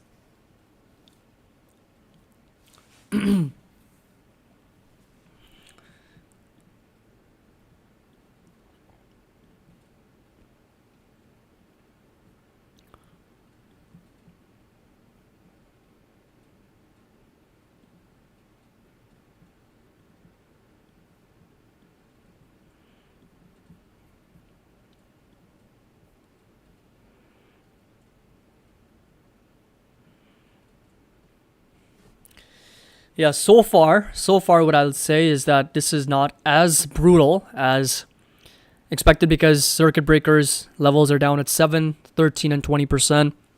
We're still down about 3% here. We've seen some recovery. So the S&P has indeed rallied over 2% since it opened. And the NASDAQ has rallied over 3% since it opened. So there has been definitely some incredible amounts of buying right at the open, but the day's not over yet. If anything, it's only just getting started. So we'll find out how we end up closing.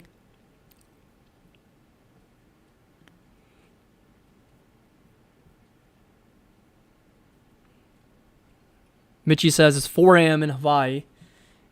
Don't know if I can go back to sleep.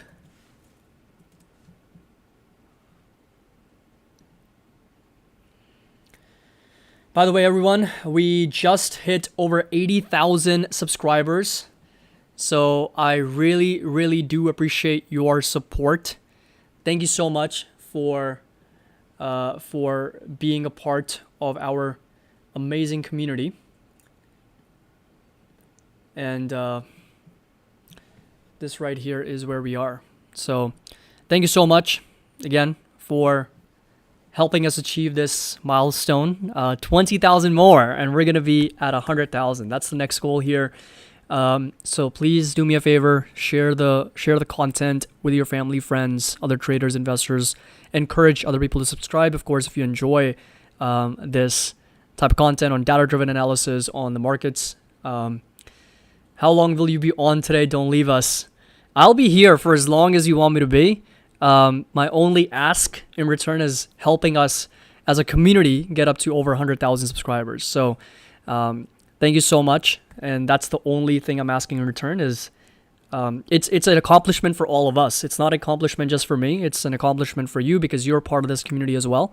And as a result, we can grow together. It's the MoneyVest community. It's not called Caddy's community or Karthik's community. It's not mine. It's yours, right? So it's something that we all treasure together. And so if you can help us achieve that goal, I would really, really appreciate you. And it's something that we can, of course, do together. So yeah, so 20,000 more. I'm sure we've got connections and people everywhere. So that's all I'm asking. So thank you so much for being a part of our journey. So Usama says, been a subscriber since early days of COVID when you started the channel. Thanks for all your work. You do great. You do, and great to see the channel grow so much. Thank you. I really appreciate it. Sadler says, I subbed today, have not been asleep since I saw the carnage start. So Sadler, it is a normal thing in the markets to be selling off, right? So if you've been, if you're very new to investing, and again, for all newer people that are getting started with investing, don't let markets like this define your success long term, because this is very normal. If you join our Discord, if you join our community, there's a lot of people that have been investing for over many years, some even multiple decades, and there's definitely something that you can learn from them. I'm still learning every single day, and I don't pretend to know everything, because I don't. I'll be very honest, and I'll be the first one to tell you that I don't have all the answers, but I can find it out for you. And even in a Discord, I like to spend a lot of time with other members and talk to them and communicate and get their perspective and learn, because there's always somebody always knows something that you don't. So that's the whole idea. If you're just getting started, if you're a beginner, if you're a new investor, don't let the market sell-off scare you out of investing, because that's the only way you build wealth long term. And as I say, like you can never save your way up to $1 million. You can only invest your way up to $1 million. So Gabrielle, I have a phone, an iPad, and computer with different emails, and each one follows you. So thank you so much. I really appreciate that. And best therapy live streams on YouTube. I appreciate that. Are you buying anything, Caddy? So Christian, yes, I sent out all the alerts this morning in the Discord, and I sent out all the buy orders through my brokerages at 9:30 a.m. So I executed on all of them, and I did pick up shares this morning. So yeah, and again, we're lifelong students, right? So I think it's really important to keep learning, because markets will humble you. They have humbled me many times. The moment you feel like you know everything and you know more than the markets, they will humble you. They will find a way to put you in your place. And they've done that to me many times. As in the past, when I first got started, I've blown up accounts, believe it or not. I've been frustrated with trading and not trying to understand what's going on. And it's just over time, as you become wiser and you learn more, you do it the right way. So yeah, we are in uncharted waters. No one knows where this is going. I think it's a good time to place covered calls now in Tesla and other stocks. So, fam, when it comes to covered calls, I think it's really important to focus on a few different things. What's your cost basis? And I prefer to sell covered calls on green days. So that's a threshold that I like to follow, is always sell calls, in my opinion, on green days, because that's when the call premiums are going to be much better. And you get the most for your calls that you're selling. And at the same time, always remember, with selling options, picking your strike price is perhaps the most important thing that you'll do. If you sell a call at a strike price that you're kind of unsure about, don't sell that call. Because there's been many instances where I remember last year on Tesla, Tesla's always had this summer rally, right? Summer, June, July, August time, it just rips. It goes up 40, 50%. And last year I was selling calls on Tesla, and I made the mistake of picking a strike which was too close to the market price. And Tesla ripped 30% and automatically put me in the money. So with covered calls, you're capping your upside. Whatever strike you pick, that's the price that you're willing and obligated to sell your shares. Anything above that, It's all gone. It's all the buyer's profit. You don't make any money if the price is above your strike price. So I was there sitting with, so many shares. I was like, shit, like I'm capping my upside and now I'm not able to take advantage of the rally. So when it comes to selling options, it's very much a psychological game because you are going to make money. Like selling options, you're going to make money. It's just a degree of how much you make. And psychologically, you need to train yourself to be comfortable with letting your shares go or buying a certain stock at a certain strike price. So I always tell people that when you're selling options, make sure that you're picking the right strikes so that you're comfortable. If you are in the money, either you have to buy or sell, you are comfortable with that decision. So even if that means going way out of the money and accepting a lower premium, that's okay. But at least that'll give you that comfort of that potential capital gain when the price starts moving up. And you're not going to be stressed of being in the money or close to the money when the rally begins. So very important for picking the right strikes. So Sohaib, do you send signals on Discord? So we don't really call them signals. I do alert everyone for when I'm doing something, if I'm buying or selling something. Yes, so I do send out alerts. But really, I tell people that, our Discord is not about following simply what I or anybody else is doing. It is very much education. Our priority right now, the first thing is education and analysis than anything else. So if you are simply looking for signals and without doing any of the work, then unfortunately, our Discord may not be the right for you. But if you are looking to learn and get yourself educated about market structure, macros, fundamentals, technicals, intrinsic values, valuations, all that good stuff, then yes, we're here to help. So for me, it's always been about education, getting people to learn, because that's how you can pass on the knowledge to other people, right? That's the whole idea. So let's take a look. WDB. So WDB, I'm not able to see what ticker that is. Rocks Blue, so if you can kind of clarify what ticker symbol you're talking about, I can take a look. Lululemon also recovering, almost. Still down 1.3% though. ACLS is green. It was trading at a support. It was actually trading at a pretty strong support. As you can see, that this right here inside this green rectangle, pushing up 32 basis points green. Volatility is still trading in and around 42, 43 right now. Indeed, Z Money says this is normal market behavior, especially in an election year. Take advantage of this opportunity, not financial advice. Yes, I agree. I think this is very normal for the markets to be doing this. Not extremely normal, but yes, to a point where it's happened before. Because volatility is still rare, right? It was in the rare condition.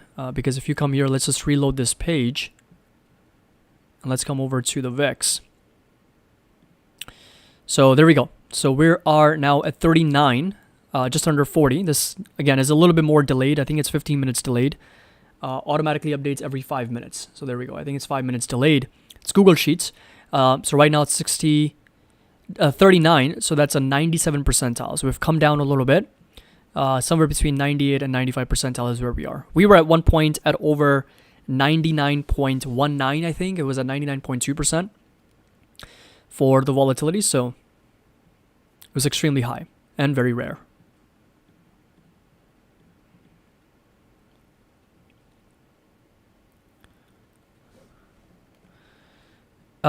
Yes. Let me see here. Just 1 second.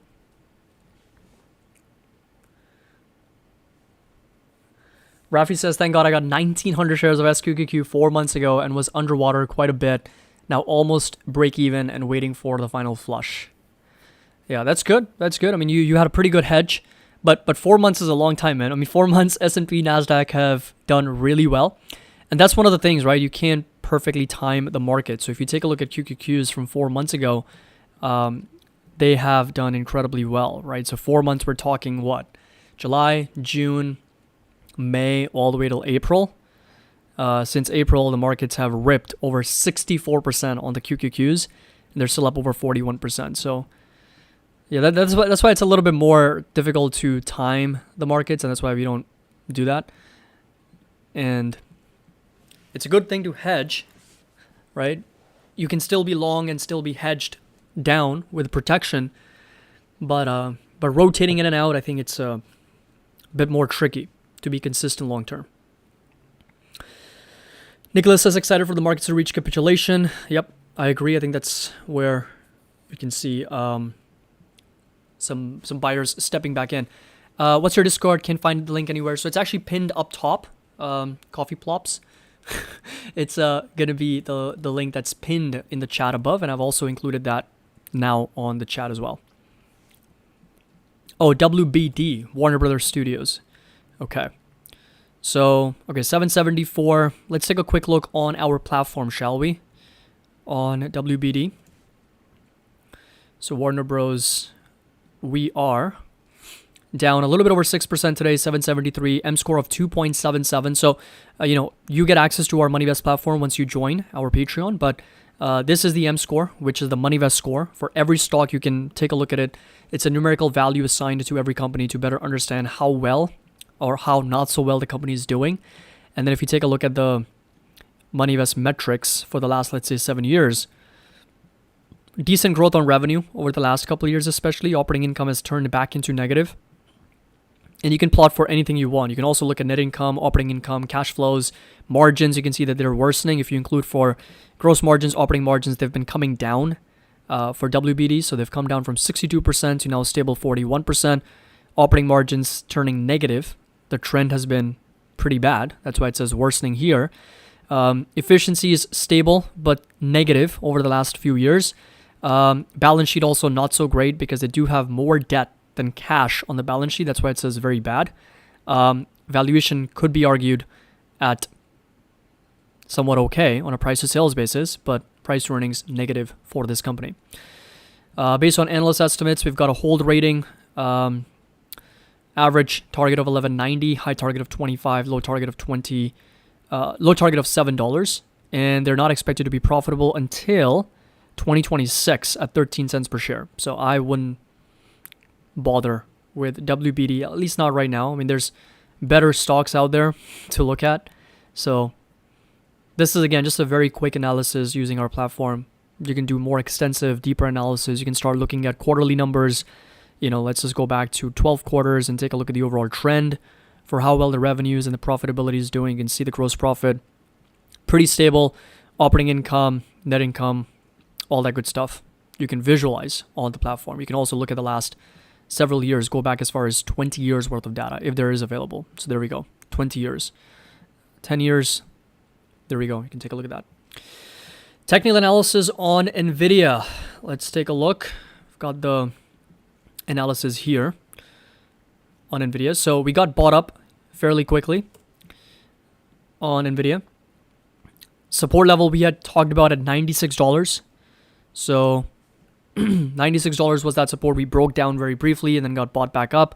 So just shy of $100 on the day right now. So that's going to be that support. And resistance is still back up to over 118 with another support sitting at $76, $77 for NVIDIA. Recovery isn't it too early? So again, we'll find out. We'll see what happens.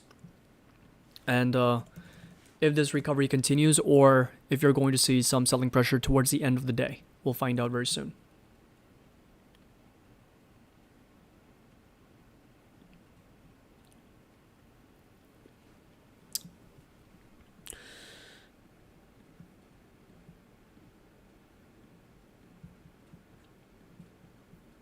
Yeah, so we're starting to kind of stabilize a little bit on the markets here. After the buyers stepping in right at the open, we're starting to stabilize a little bit sideways.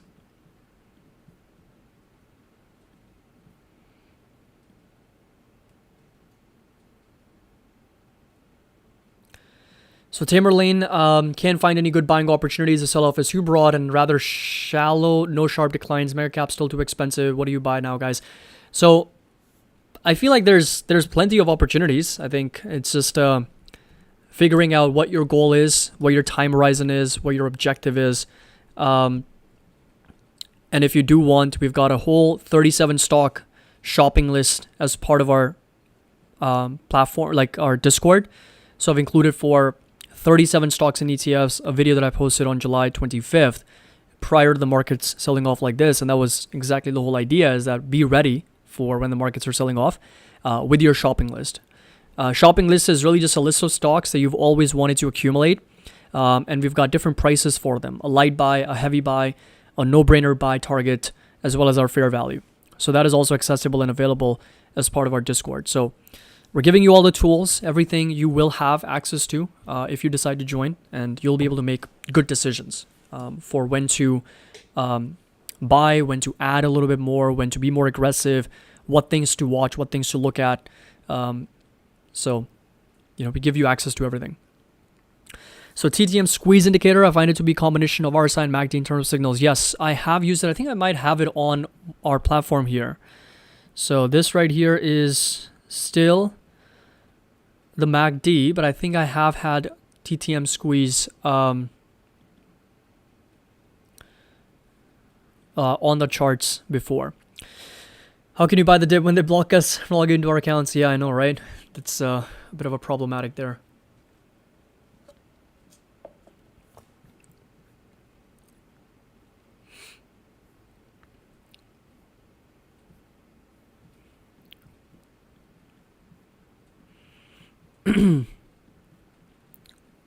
What are we thinking, folks? Are we going to sell off rest of the day, or is this rally going to continue intraday that we're seeing?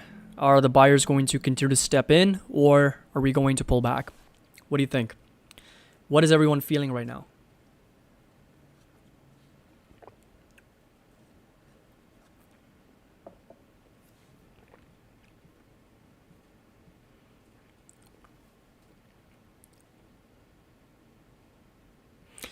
Will you be adding BTC in the platform, Caddy? Yes. So our scope sheet is actually quite large. Right now, everything that you see a spreadsheet for is eventually going to make its way over to the platform. So slowly and steadily, we're adding more and more things. As you can see that we added the earnings calendar, we added the market snapshot. And over time, we're going to be adding so much analysis on S&P 500, on volatility, as you can see over here. You can also take a look at the valuation. I haven't even shown you the valuation, folks.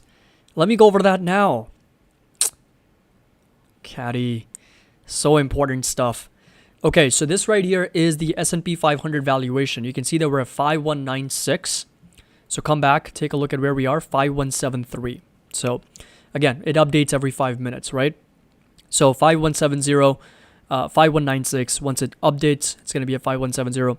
So this is where we are for the S&P 500. And based on the earnings expectations, for example, 2024 earnings expectations are $244. So right now, the current market valuation, S&P 500's 2024 PE multiple at 21.3. 21.3. And then 2025, $279, it is at 18.6. So next year's earnings, we are trading at 18.6. Now be mindful. The earnings per share for S&P 500. What is this number not yet accounting for? What is the one word that this earnings per share number, $244 and $279, may not be accounting for just yet? Let me know. I want to see who can give me the answer for this question in the live chat. What is the earnings per share right now as it stands? $244 for 2024 and $279 for 2025. What is it possibly not accounting for? Vault says the R word. What is it? Say it. Recession. Correct. Exactly correct. Recession. It's not accounting for the recession. So if there is a recession, there's possibility that we do see this earnings number come down. And what happens when earnings per share comes down? What happens to the multiple? What happens to this S&P 500 multiple if the earnings per share comes down after accounting for a recession?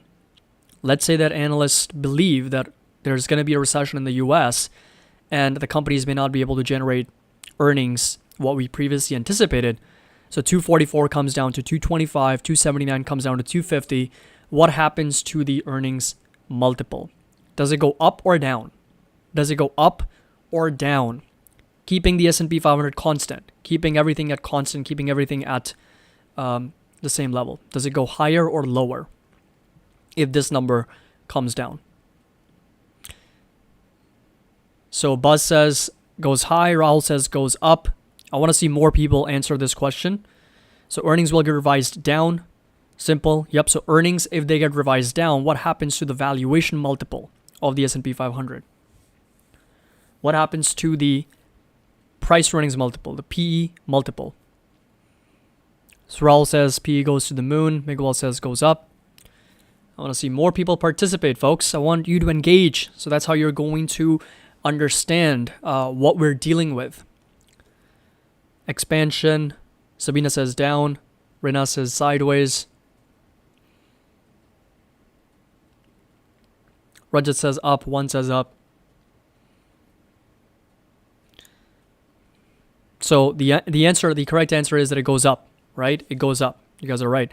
It goes up. Why? Because it is a price to earnings multiple. Earnings is in the denominator, right? So if the earnings is in the denominator and it's getting revised down due to a potential recession, the multiple goes up. And all of a sudden, if the multiple goes up, the S&P 500 tends to look more expensive. So it's possible that S&P drops another 5% and the multiple still goes up and it still looks pretty expensive. Why? Because earnings are collapsing on the back of recession fears. So those are things that I really want you to understand, is keep a track of these valuation multiples, and we'll have that on the platform as well. Eventually, we're going to include all of this on our platform so you can have access to a bird's eye view of the S&P 500, better understand what's the valuation for the S&P, where are we in terms of this percentage drawdown, are we in a bear market, what's the volatility doing, everything's going to be available, including the MoneyVest Index. So all that we're going to give you access to on the platform.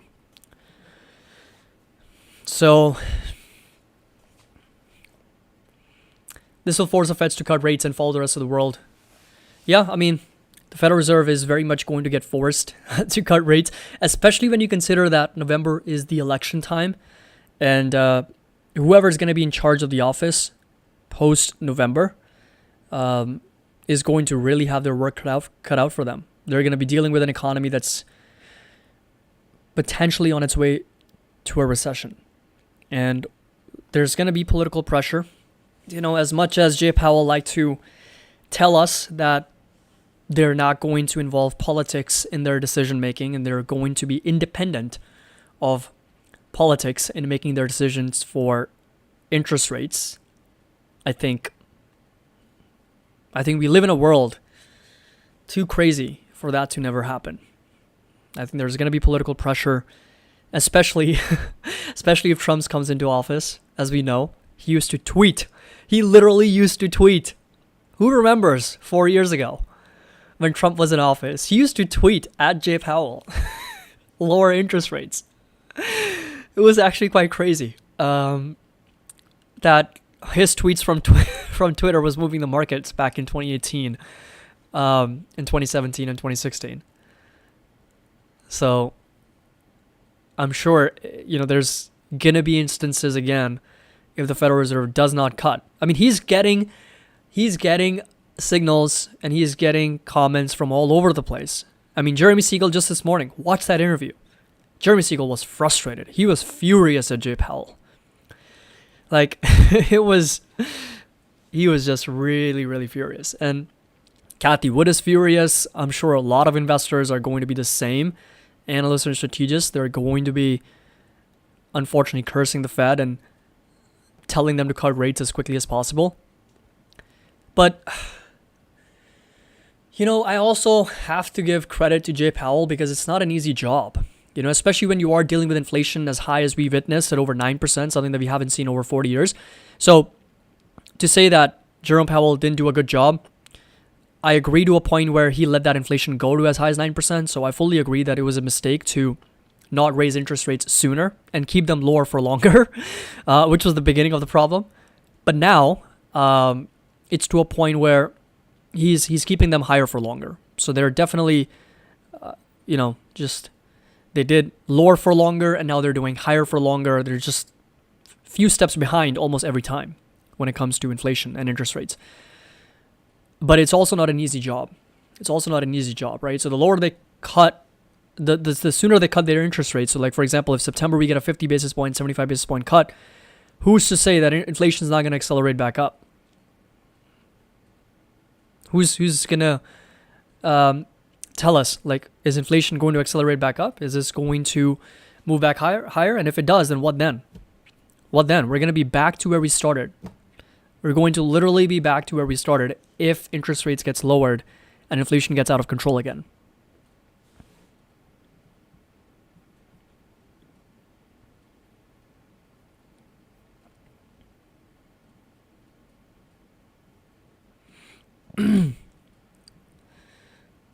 Because the thing is that I think even as investors globally, people are becoming smarter. People are becoming wiser. People understand that when interest rates are lower and there's a quantitative easing environment, there's monetary policy that's very accommodative of investors, businesses, households, that's the time to buy, and that's the time to borrow, and that's the time to invest. And people are becoming smarter and wiser to that very fact. So once interest rates are lowered, guess what most people are going to be doing? They're going to start financing houses. They're going to start taking on more margin to buy stocks. They're going to start spending more. And they're going to start investing more. Guess what that's going to do? Asset prices, goods and service prices, inflation overall. So while I do believe that over time, I think nothing really is going to change from a market dynamic standpoint. I mean, people are still people. We are still humans. We're still going to continue to make the same decisions and same mistakes and same decisions over time because emotions are at play. Emotions are kind of like the cornerstone of most investing decisions that people make. So that edge never goes away. But at the same time, over time, I feel like we're getting wiser, we're getting smarter as global investors collectively, and we understand the different cycles of the government and the Federal Reserve as well. So yeah, Fed is always too late because they use lagging indicators. Absolutely right. I mean, they look at the past, they look at the historical data, but when it comes to forward-looking indicators, they also don't have a lot of foresight to look at. I mean, a few indicators I can look at is manufacturing numbers, construction workers. I can look at jobless claims that come out every Thursday. That's about as recent as you can get because that's on a weekly basis. Credit card rate, delinquencies, mortgage applications. I'm sure they look at all those data. Like, I'm sure they look at all the pieces of data that they have available. But I think, you know what the problem was? I think the problem was, and look, to be fair, economy is not really bad. Let me just say that. The US economy is not really that bad. Unemployment is at 4.3. 4.3 is not crazy. 4.3 is actually not bad. Right? So when you do see people forcing the Fed to cut in interest rates by 50 or 75 basis points like Jeremy Siegel did this morning, I disagree. Like 4.3% unemployment is actually not bad at all. We've been in situations where unemployment was at well over 7, 8, 9, 10%, 12%, 10, 12, 15 million people unemployed.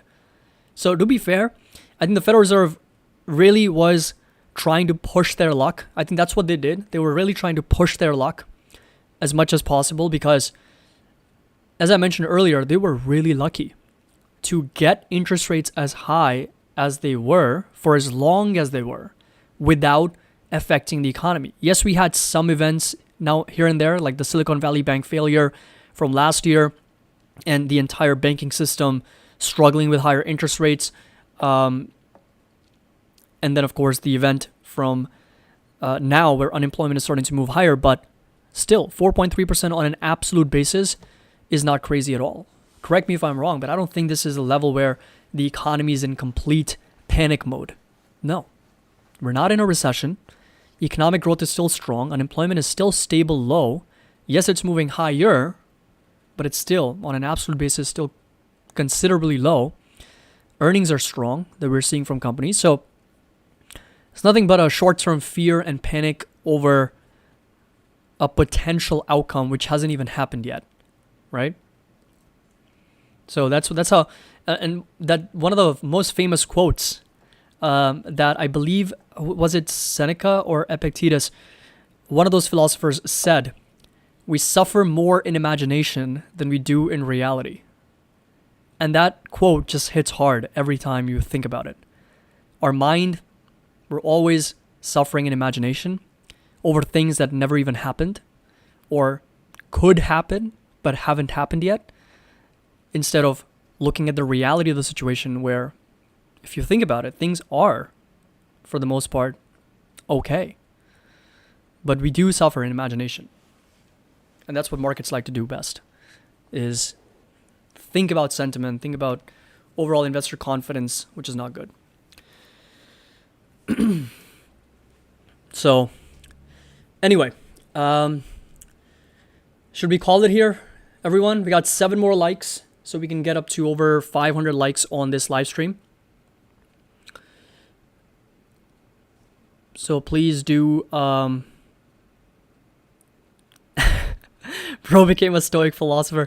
No, I do like to read more on Stoicism and philosophy because I think it ties really well with what you do in the markets as well. So I think it's really important to study these things and understand those concepts, because I think it can really help out over the long term. Yeah, zoom out and look at the big picture. The markets aren't that bad. So again, thank you so much for joining, everyone. We're going to call it here. Markets, still down considerably. S&P is down 3%. NASDAQ is down over 3%. A lot of individual stocks are down quite, aggressively here on the day. But we're recovering. We're recovering a little bit. So thank you so much for joining. Really appreciate you guys. And definitely, Chris, please, man, I'm not, nobody's God. Please do subscribe and also join our Patreon if you want to get access to the MoneyVest platform, all the members-only private videos, including my 37 stocks and ETFs buy list with my light buys, heavy buys, no-brainer buys, fair values. Everything's going to be included, as well as all the trade alerts. And if you want to engage with a group of investors, traders globally with a lot of experience who've seen this sell-off multiple times over, and if you want to communicate and, of course, engage with all of us. So thank you so much. I really appreciate it. And stay calm, stay composed. Let the prices come to you. Take advantage. Don't give in on the emotions of the market. It's very normal. It's happened before. And we're going to power through it together. So thank you so much. Happy investing. I hope you all have a fantastic rest of your day. Go out in the nature. Go out. Spend time with friends and family. You don't need to spend time in front of your screen the entire day. So happy investing. I'll see you all